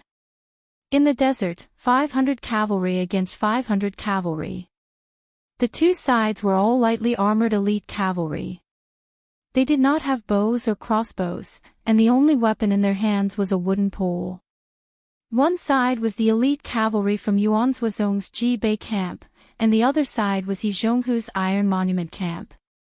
The reason why the two sides were practicing martial arts here was not because the group of Northern Liang elders in the distance wanted to see the battle prowess of Northern Liang with their own eyes. Instead, it was for a reason that even those outside the Northern Liang path would find inconceivable. Horse competition. Beiliang placed the most importance on horse management, and there were pastures all over the place. Among them, Yinji pastures sent out the most horses, producing 1,600 horses a year, of which around 300 could be used for cavalry. This was a shocking number in the Liang imperial court. One must know that even though Nanjing had 7 pastoral supervisors in 3 prefectures, it was barely the same number. Of course, the pastures in the south of the capital were inferior and the horse management was poor. Beiliang's Xianli pastures were the best. Over the years, the number of horses allocated to the elite cavalry units of northern Liang had never changed. However, the quality of the warhorses sent from the various pastures was very particular. Even when Huaihua's great general Zhong Hongwu held the power of the cavalry, he could not control the allocation of good horses. He had to follow a rule, and that was that every cavalry in Beiliang had to fight in pairs. If they won, they would take the good horses. If they lost, they could only eat the leftovers of others. A few cavalry troops with over 10,000 people would choose 800 cavalry each time. Another cavalry troop with similar combat strength would choose elite soldiers and fight each other. The flag-holding camp would send out 500 people, and the small camp would send out 200 to 300 people. Beiliang claimed to have 300,000 cavalry, but it was referring to the total strength. Naturally, it could not be all cavalry. In fact, the total number of Beiliang cavalry had always been between 100 and 150,000. Otherwise, unless Liang sent all the horses in the world to Beiliang, it could not support the Su family cavalry. Based on historical records, the Great Feng dynasty, which had always been crowned as the most prosperous after the Great Qin dynasty, only had 800,000 horses in the 30 years from Jinyuan to Linda. Furthermore, Beiliang's most elite cavalry always had 2 or even 3 horses per person. This was an extremely exaggerated matter in the 2 Liao provinces where the horse source was relatively abundant. Horses were the foundation of armors and weapons, the most important weapon of the country. The current commanders of Beiliang's cavalry were Yuan Zuozong, the veteran deputy commander He Zhonghu, and the Zhou Partridge, Zhou Kong, who was promoted last year. Out of the Su family's 140,000 cavalry, Yuan Zuozong did not lead any personal troops, other than the 3 old battalions that existed before Su Shao became the king of Beiliang. Excluding the Great Snow Dragon Cavalry and the Long Xiong Army, He Zhonghu led the left cavalry of 40,000, and Zhou Kong led the right cavalry of 30,000. The Ji Bei Battalion was one of the old battalions of Beiliang and was directly under the command of the great commander Yuan Zuozong. The Ji Bei Battalion's name had a deep history. After Su Shao became the vassal of Beiliang, Ji Zhou, where the Han family ruled, was the largest source of horses outside Beiliang. During the Spring and Autumn War, Su Shao formed many good relationships with the Han family. Later on, the entire Han family was executed, not only because they had offended the old Grand Secretary of the previous dynasty, but also because the Liang imperial court had long coveted the vast pastures of Jizhou. Thus, they could legitimately send good war horses to the northern defense line. However, the Han family's words carried enormous weight in Jizhou, and they never tampered with the numbers. However, they intentionally or unintentionally lost good horses to Beiliang. Although the Han family and the Su family became enemies later on, they were already a thorn in the side of the Zhao family. At that time, for Zhang Julu to be able to sit on the Grand Secretary's seat, the Han family played an important role. The 2 armies charged forward, and dust filled the air. A rider of the Ji Bei battalion tilted his head and dodged a wooden pole that looked like an edgeless spear. He then used the pole in his hand to point at the heart of the rider opposite him, knocking him off his horse.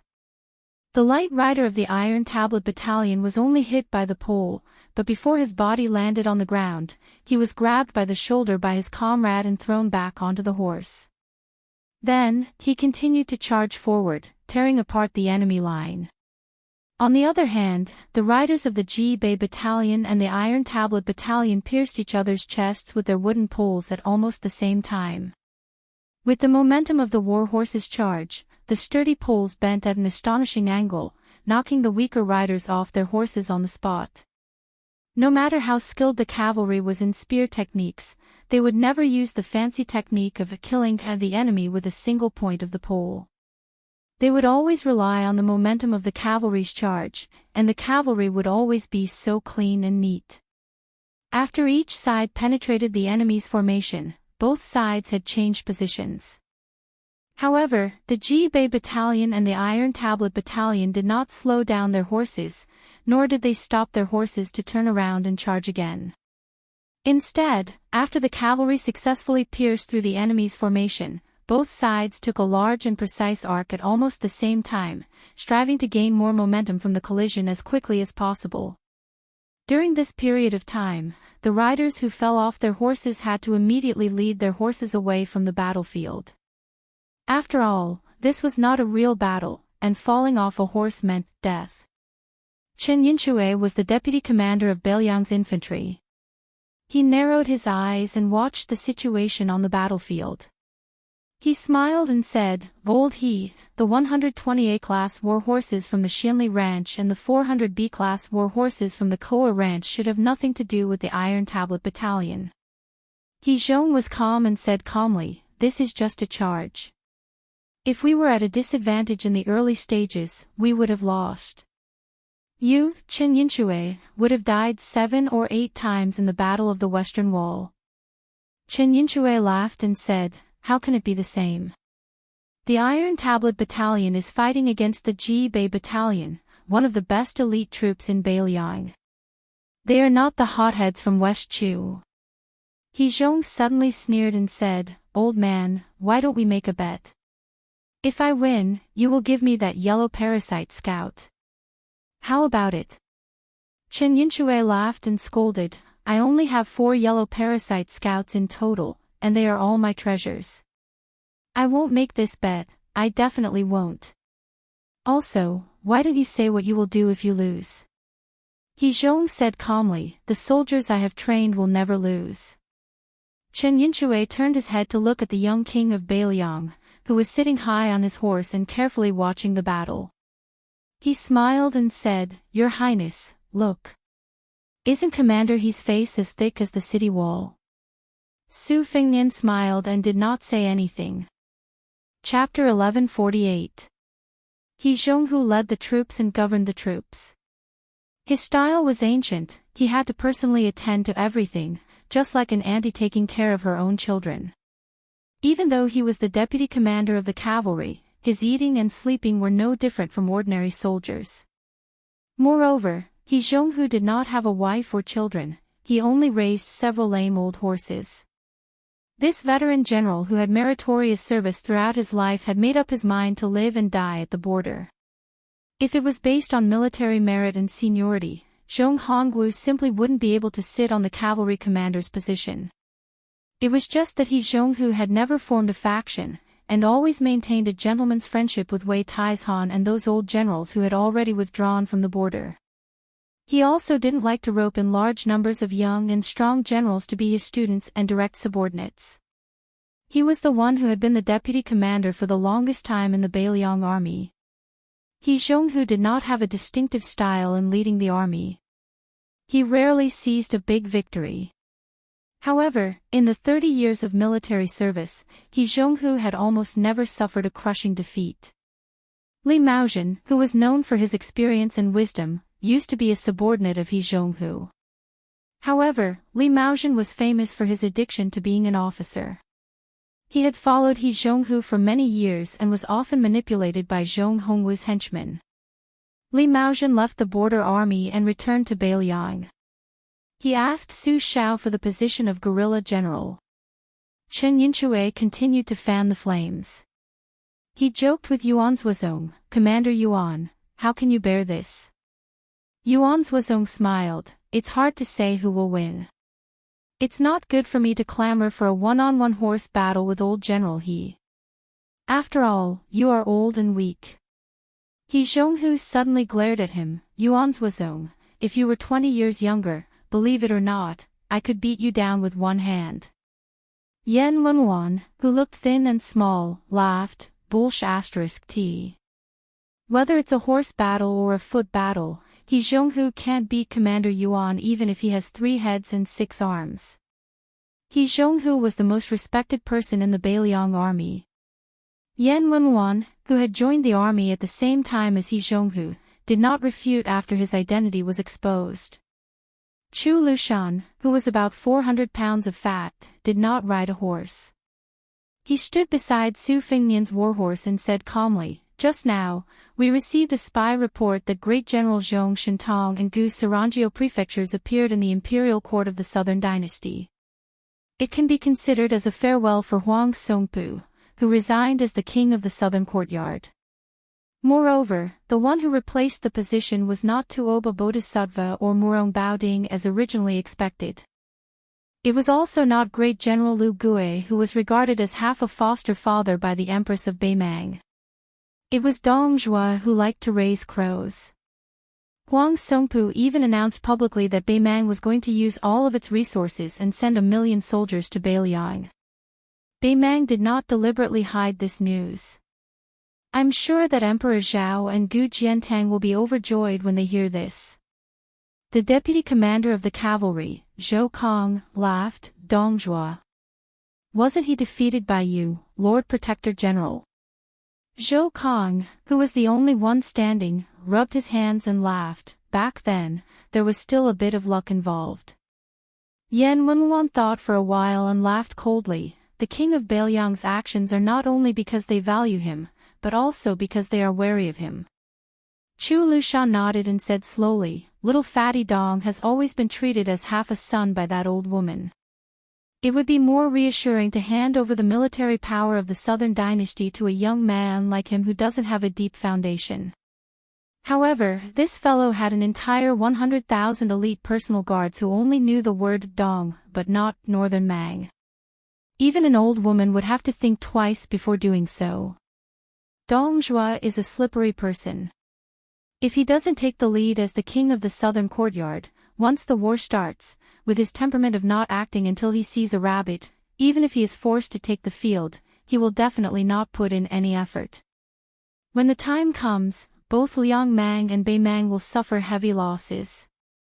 In the end, the Dong family will have the most soldiers. In this way, even if Dong Zhuo doesn't have any ambition, he will still have to be ambitious. Su Fengnian said, "I heard that Dong Zhuo has always regarded you as an irreconcilable enemy." Dong Zhuo said cheerfully, "That little fatty thinks so, but Lu Qiu doesn't think so of him." Great ancestor Gu, who was once the mainstay of the Southern Tang Empire, smiled knowingly. "If Dong Zhuo didn't become the king of the Southern Courtyard, I would have almost forgotten the amazing achievements of our Protector General." Chu Lushan raised his fat arm and waved it gently. He pretended to be shy and said, "A real man doesn't talk about his past achievements." Su Fengnian, who couldn't stand it anymore, raised his foot and gently kicked Chu Lushan's shoulder. He said, "The Iron Tablet camp won, but there are only 21 cavalrymen left on horseback." Everyone looked over. It was indeed so. The 21 cavalrymen of the Iron Tablet camp raised one arm at the same time and calmly accepted the thunderous cheers. He Zhong suddenly laughed heartily. He looked at Yuan Zhuozong, who was not far away. The latter's eyes were clear and he nodded to the old man. Then He Zhong suddenly rode forward and shouted to those men, "Come, the old rules, take your wives." The excellent warhorses of the Xinli Ranch and the Koa Ranch, under the leadership of the shepherds, slowly galloped out from the side of the battlefield where the dust had settled.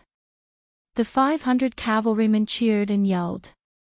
They dismounted and welcomed the new wives. Some of the cavalrymen of the Iron Tablet camp made a series of dizzying somersaults while galloping forward.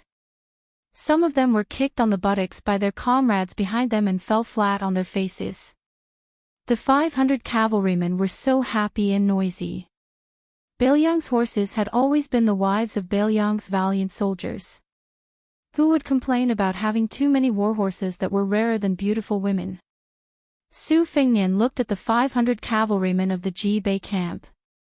Everyone was holding their horses and standing in silence. Su Fengnian squeezed the horse's belly and went out alone. He first went to the Iron Tablet camp, who were busy selecting warhorses.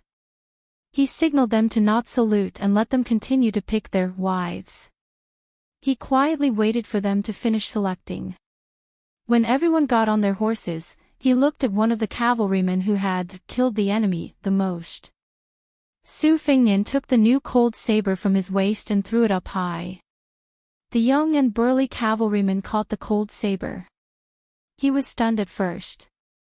Then his face turned red and tears filled his eyes. He shouted and raised the saber up high. Su Fengnian still rode forward. He came to the front of the Ji Bei camp and dismounted. He led the horse forward and handed the reins to the leading cavalryman. Chapter 1149. In autumn, Su Fengnian's trip to the north took about 20 days. Most of the time, he strolled leisurely around Jinyuan, Qinghe, Zhongzhong, and Huaiyang. During this period, Yan Wenhuan, Chen Yinshui, and a few other veteran generals with heavy military duties gradually left. Then, Han Laozhan, Huang Fuqian, and the other provincial generals and deputy generals left for the south. Then, Wei Shaking, Xie and Yinma, and the other captains who had real power in the territory left. Finally, it was the turn of the second-line border army generals and captains who were not stationed here. Huang Laifu, the lieutenant of Huaiyang, wanted to give up his official residence, but the governor-general, who was always fond of extravagance, did not agree. Instead, he casually bought a residence from a big family in the pass. It was said that after receiving the 3,000 taels of silver, the head of the family could not sleep well for several days and repeatedly wanted to return the money to the governor-general where Lu Qiu'er was in charge. Unfortunately, the governor-general ignored him. Later, the head of the family was so restless that he could not eat or sleep well. He had to ask an expert for advice and added another 2,000 taels of silver, which he donated to the Huaiyang Pass as the army's salary. This family, who had been rich from the border trade in the early years, finally felt a little relieved. However, they still secretly moved to a Wubao residence dozens of miles south of the Huaiyang Pass. Chu Lushan's fierce reputation was evident.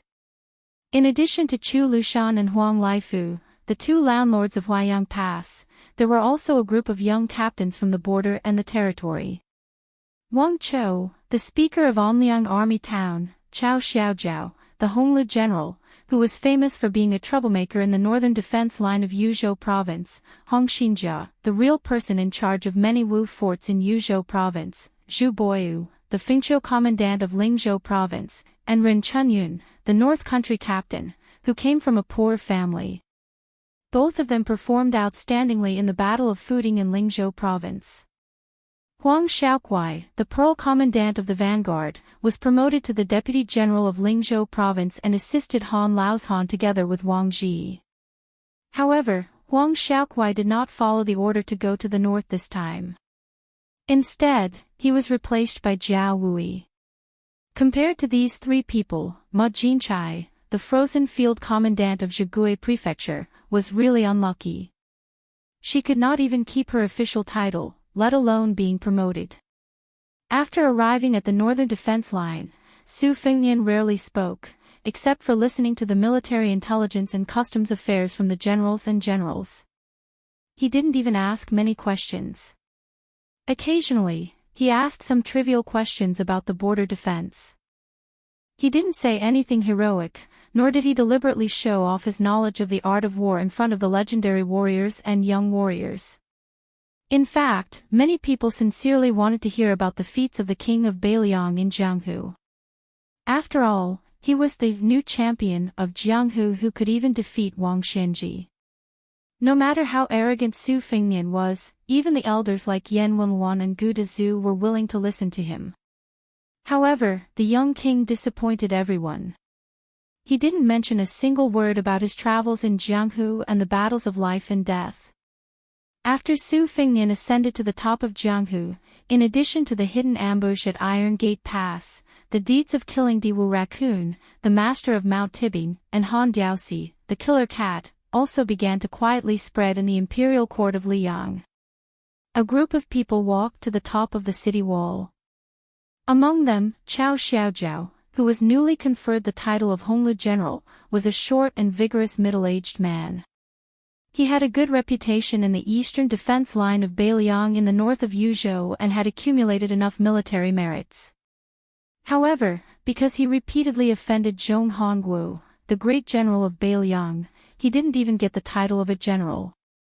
After Zhong Hongwu fell, Su Fengnian specially asked Beiliang to keep an eye on him for about half a year before he decided to promote him. Of course, Chao Xiaojiao was not a perfect person. He had a strong desire to kill and was ruthless in his management of the army. Many of his subordinates violated the rules and even embezzled the salary of the border guards. Zhong Hongwu used these reasons to keep Chao Xiaojiao in the position of a small lieutenant. Chao Xiaojiao was like a sharp blade that could hurt others, but he could also hurt himself. Su Fengnian's use of this person was not without criticism in the Beiliang army. Even the old general Chen Yinchue had some objections. As for Hong Xinjia, who was a full head taller than Chao Xiaojiao, his reputation was much better. Beiliang had a lot of hereditary military records in the Wu castle. The gourd mouth area was especially prominent.